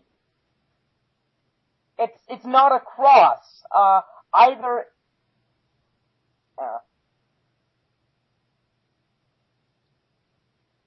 Are you finished, Puppet Turtle? Yeah, it's a bloody plus sign. Alright. Albert? Yes, a couple of things I want to point out. One in that so-called Curse of the Zodiac, that's actually in modern representations of the Zodiac. The ancient Zodiac wheels, which actually are only from a few centuries BC, do not have the cross in them. That actually comes much later, and it's post-Christian. The other thing I would point out is that even with although a lot of the attention has been focused on the so-called pagan parallels, even the really basic things that Zeitgeist says, in many cases, are dead wrong. If some of you remember, they talk about, for example, ancient writings about symbolizing the worship of the sun from 10,000 BC. There are no writings from 10,000 BC. The earliest written languages we have is from about 4,000 BC. So, I mean, even the very basic things, they just get horribly, horribly wrong. Very, basic historical things. And the reason, by the way, they picked this 10,000 BC, and the whole thing is, if anyone's familiar with Graham Hancock and other conspiracy theorists like that, they all tie into that this was actually part of an ancient civilization, like it was basically Atlantis or space aliens, depending on who you're talking to, who had this great civilization that collapsed, and this was the remains of it, and they built the pyramids, etc. You see it in Graham Hancock. You actually see it in the Christ Conspiracy. Victoria S., the very last chapter, she talks about it, the ancient civilization that built the pyramids, and then the pyramids weren't really tombs, and it was actually a celestial computer, and on and on and on. And it all comes back, by the way, the 10,500 BC date was actually something that goes back to an occultist from the 1960s or 50s or something. Edgar said that the pyramids were built by an ancient civilization, 10,500 BC, and there was a secret hall of records under the Sphinx. And that just shows you how crazy all this stuff really is. Okay, Lucky was next. Sorry, I missed him. It's alright. The Poppy Turtle mentioned, the beginning for briefly, and I forgot I wanted to talk about this, but this is really something, each time I started watching Zeitgeist again, this is really something that I was really angry about, because, they don't actually start off by, showing material. Firstly, they go on eerily and stuff like that. They want to put up the mood. So, they put, first of all, a speech by some guy, I don't know who it is. Then they put, kind of the development of the universe and the appearance of life. And then they show 9/11 and death and murder and famine and mayhem. And then, you have Zeitgeist. Finally, you are shocked, you are terrified, you are in the mood to watch this. You don't know what the hell is happening. You don't know what the heck is really the reason why they're showing these images. But they have such an astounding emotional force that you're just going to be scotched to the screen waiting to know what the hell is next. So I think this is a bit of a manipulation. I personally think that it's kind of dishonest, and it really made me angry. Come on. If you really have the truth, you'd give it already. You wouldn't, wait until, you've shown some horrible stuff before you do. I mean, seriously. Okay, Michael? Yeah, I just want, on what he was just saying, as far as the film is concerned, while, the ideas behind it, I totally agree, are somewhat a whack job. As far as film being manipulative, film is manipulative. Film is supposed to be manipulative. All film is propaganda in one way or another. And they're building, compare that to any Michael Moore documentary or almost any documentary that tries to persuade you of anything. They will go out of their way to set the mood to try and get you, in the case of Zeitgeist, a feeling of dread before talking about religion. And that way you already have that sense that something is wrong here, and then they start talking about religion, and so now you're subconsciously going, something is wrong with religion. With Michael Moore, he does it with, conservative politics. With others, they do other ideas. With they go out of their way and documentaries shouldn't do this, but unfortunately they do. The concept of a documentary is to basically show what the truth of something is. What it's turned into is basically one person's opinion and a audio-visual presentation to try and persuade you of that opinion, which is, the very definition of propaganda. But that's all I wanted to comment on that on the filmmaking side of it. Okay, it's Jacob, then it's myself. I want to add to what Michael was saying, is that the whole notion of propaganda is like a product of rhetoric. It's a product of using whatever rhetorical strategy we can use in order to persuade an audience. Like, one example I can think of off the top of my head is a movie, Oliver Stone's JFK. Now, we all know that movie factually and all that stuff, but if you were to compare the rhetorical films that movie with the way Zeitgeist, the makers of Zeitgeist, make their documentary, it's kind of identical, because they're relying on emotions of the audience, they're relying on putting fear in the audience's minds, so that they can get them to be on their side. Basically, they want the audience to be on their side, so that it decreases the chances of them questioning the facts they're presenting. So, in a way, yes, it is propaganda, but propaganda isn't necessarily a bad thing. It's presenting a point of view, but also it's just to add to the notion that we're presenting a point of view, but we just have to remember to look at how they're presenting it. Like, are they doing it to fact, or are they doing it to persuade you to a point of view that's potentially factually inaccurate? Like, are they swaying your emotions rather than your intellect? Well, I mean, the way I perceive Zeitgeist works is that maybe the people involved, and I don't know whether Albert or anybody else will agree with this, is that maybe they studied the Bible, let's say, for example, from maybe when they were children, or from a Sunday school setting, where something that they really taught textual criticism or anything like that, and maybe that the sort of things that come up in Zeitgeist is the basis of maybe Christianity's faults, especially when it comes to, let's say, for example, Sunday school services and stuff like that, that maybe they should teach more textual criticism and stop things like this at the source. Michael, and then Albert. Yeah, I just wanted to very quickly say that if you don't think it's propaganda, it's good propaganda.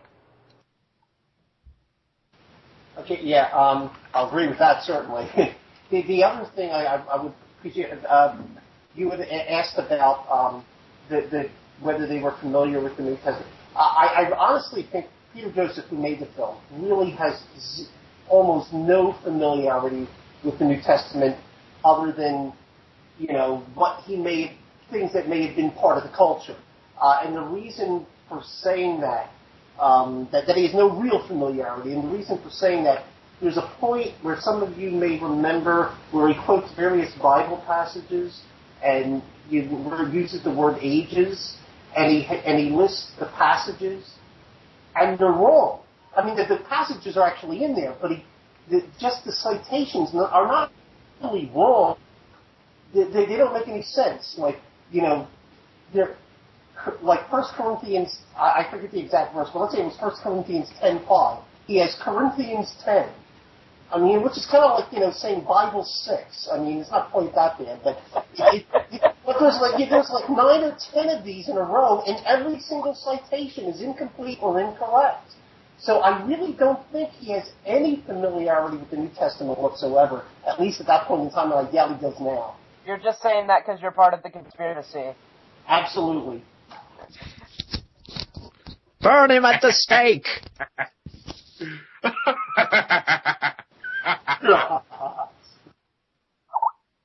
Lutkin.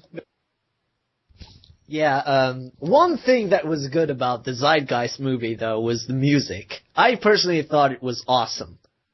But, again, this is where you really see what, the the makers and the participants in Zeitgeist really shine in is, well, mostly about, again, mood making and, giving, emotional responses. It's not really about, giving a factual source of truth.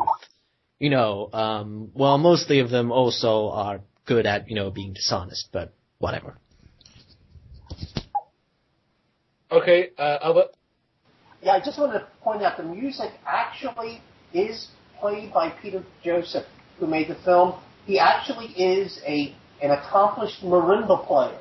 And the music you hear, that weird sound, it's all him playing the marimba. In fact, if you do you'll see what I mean. There's a few videos of people, not necessarily him, but other people playing marimba on YouTube. If you do marimba, you'll see what I mean. It's a very unique sounding instrument, and he is actually a very accomplished musician at least on that particular instrument.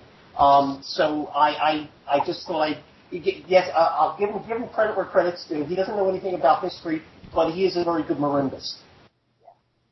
Okay, I was going to say, has anyone seen Religulous? Because people keep on talking about that as well as this. No, and I have no intention to. The way I see it, Bill Maher is a germ theory denialist. I'm not kidding. He believes that germs are not the cause of disease. He denies that germs cause disease, and therefore, any circumstances under which he accuses someone else of thinking irrationally is a circumstances under which he needs to be punched in the face very, very hard. Okay, Michael? Well, I would say that, first of all, I wouldn't necessarily call Bill Maher an idiot. I do think that he's quite ignorant on certain topics, such as the germ theory. I've also heard him parrot a lot of what you hear in Zeitgeist, things like the Horus parallel and stuff.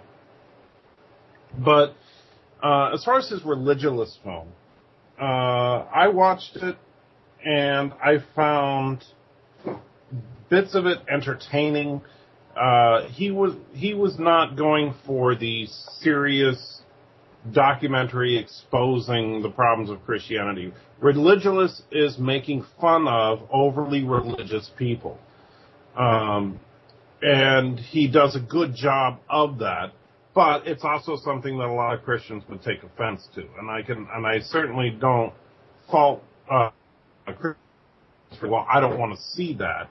But at the same time, if you watch it, he's talking to people that are really kind of on the fringe of Christianity and just kind of making fun of how silly it is.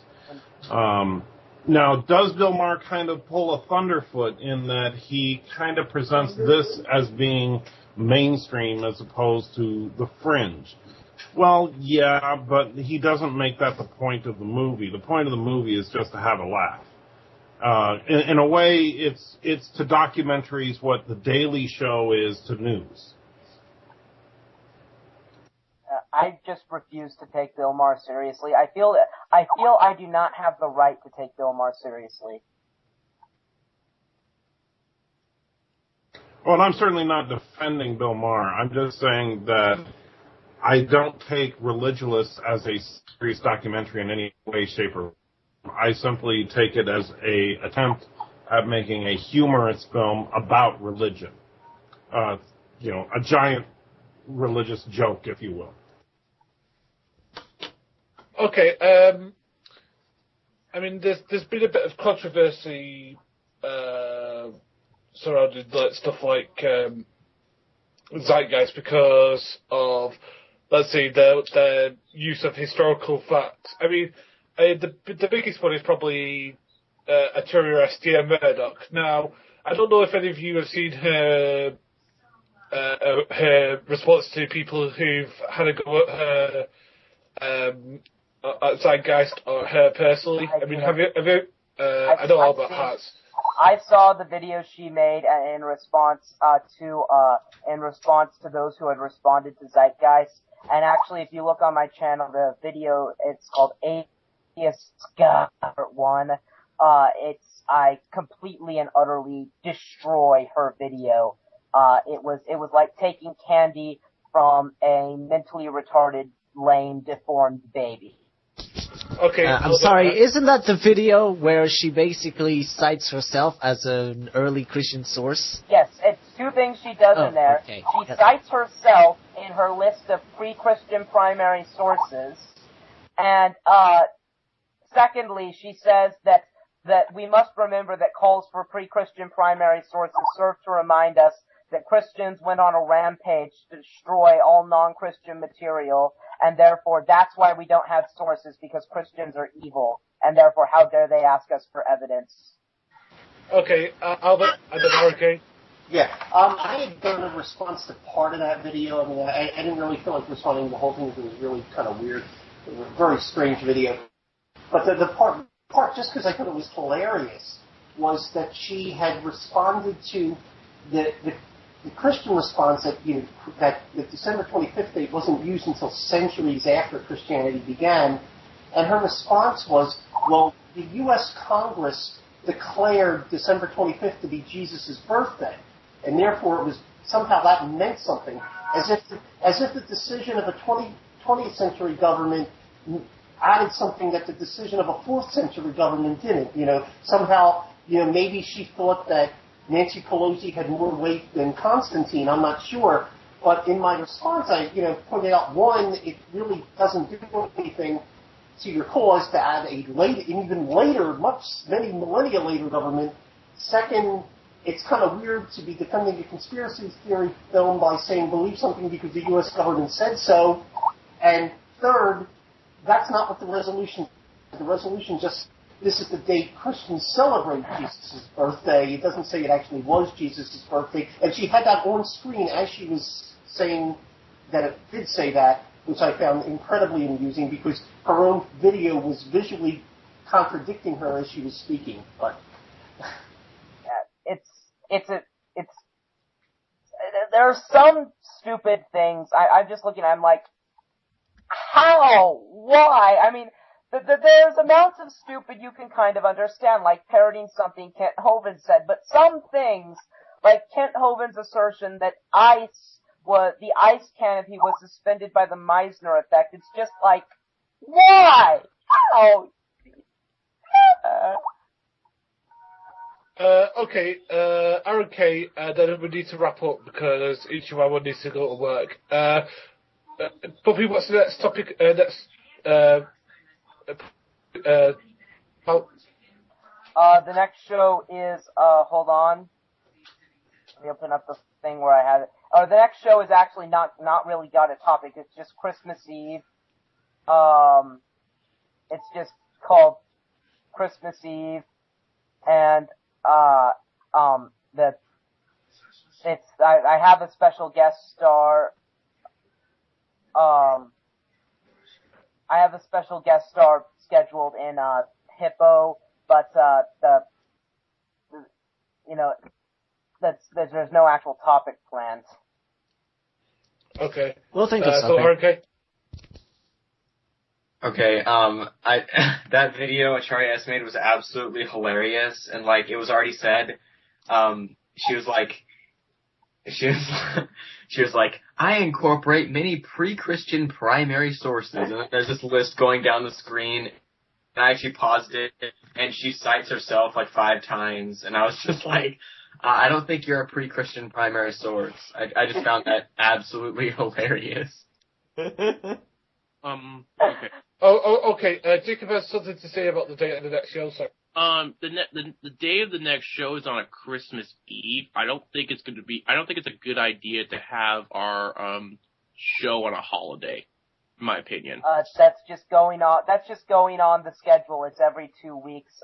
It's either that or we cancel the show, and I figure we may as well see who we can get to. I think we should cancel the show. It's a holiday. I don't think it would be proper to have a show on a holiday. We could do it on another day. We can do that. Yeah, since it's a holiday period, we don't really care. We'll always be available to some extent. Yeah, I would say that we have Christmas And then the following week, of course, is New Year's. So, what I would put on the table the idea of just saying that our next show will be our first show of 2012. Okay. We'll do that. Yeah. Which would be the second week of January, or the week after New Year's. Okay. That's not like a plan. Okay, so there's no show on in 2 weeks. I already have guests are scheduled for it. I mean, Well, if we have a guest, I don't know what everybody else's holiday schedule is like. I'll be available on Christmas Eve. That's not a problem. But I maybe, just have a informal, whoever shows up kind of thing. And our next topic-driven show would be the week following New Year's. That'll be the next one we're kind of committed to show up for. Because, I can show up for the New Year's one, I just can't show up for the Christmas Eve one. Well, unfortunately, yeah, the way that the schedule was, it just happens to be that Christmas Eve is the day of the show. We could discuss this later. We should wrap this show up. Yeah. Sure. Tell me when I can stop the recording. Alright, you stop recording. If you want to go, we've got one more question that we don't have to record for the Blood TV. We can just have it in there as a sort of post-show sort of thing. It's from One Cross Each. Sorry. We see Christians in the modern world who incorporate local traditions in their worship, i.e. voodoo in Haiti, Zen in Japan, Amerindian traditions in Latin America. Is there really no evidence that the Romans tried to ease Christianity into their culture, but by quietly incorporating and perpetuating some existing religious traditions? As we see state-sanctioned imposition of Christianity, of course.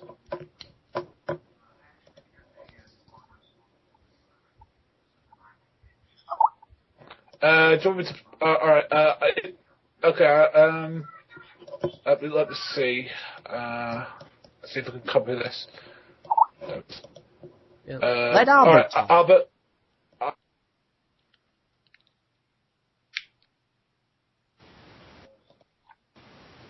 Yes? Yeah, go on. I'm not sure. Did you call me or not? Go on. You're on next. Okay, sorry. I was going to say, in terms of, look, there were obviously cases where where some local tradition was incorporated in. I have no doubt of that. Just an example, there was a tendency, and you see this in some letters, where basically, if there was this place that was sacred to pagans, and after they converted to Christianity, they kept going there. Basically, they said, build a church on top of it, and if they keep coming there, we'll call it a win. So, this sort of thing, for example, what happens. So you have churches built in sacred places that have formerly been pagan, and the pagans keep coming there, we make them Christians, and we'll call it a win.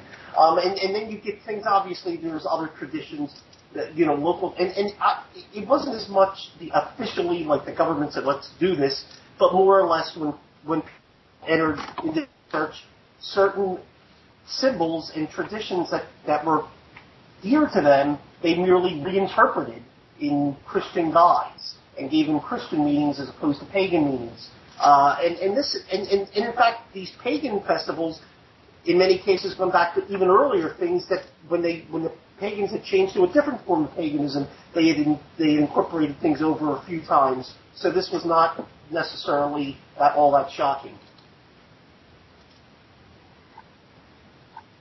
Okay, one question each. Does that answer your question? If you can hear me over the thing. Hello, one across each.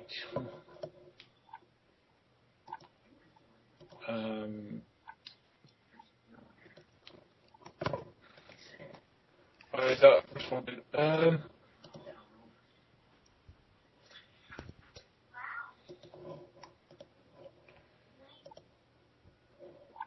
You said Sykes.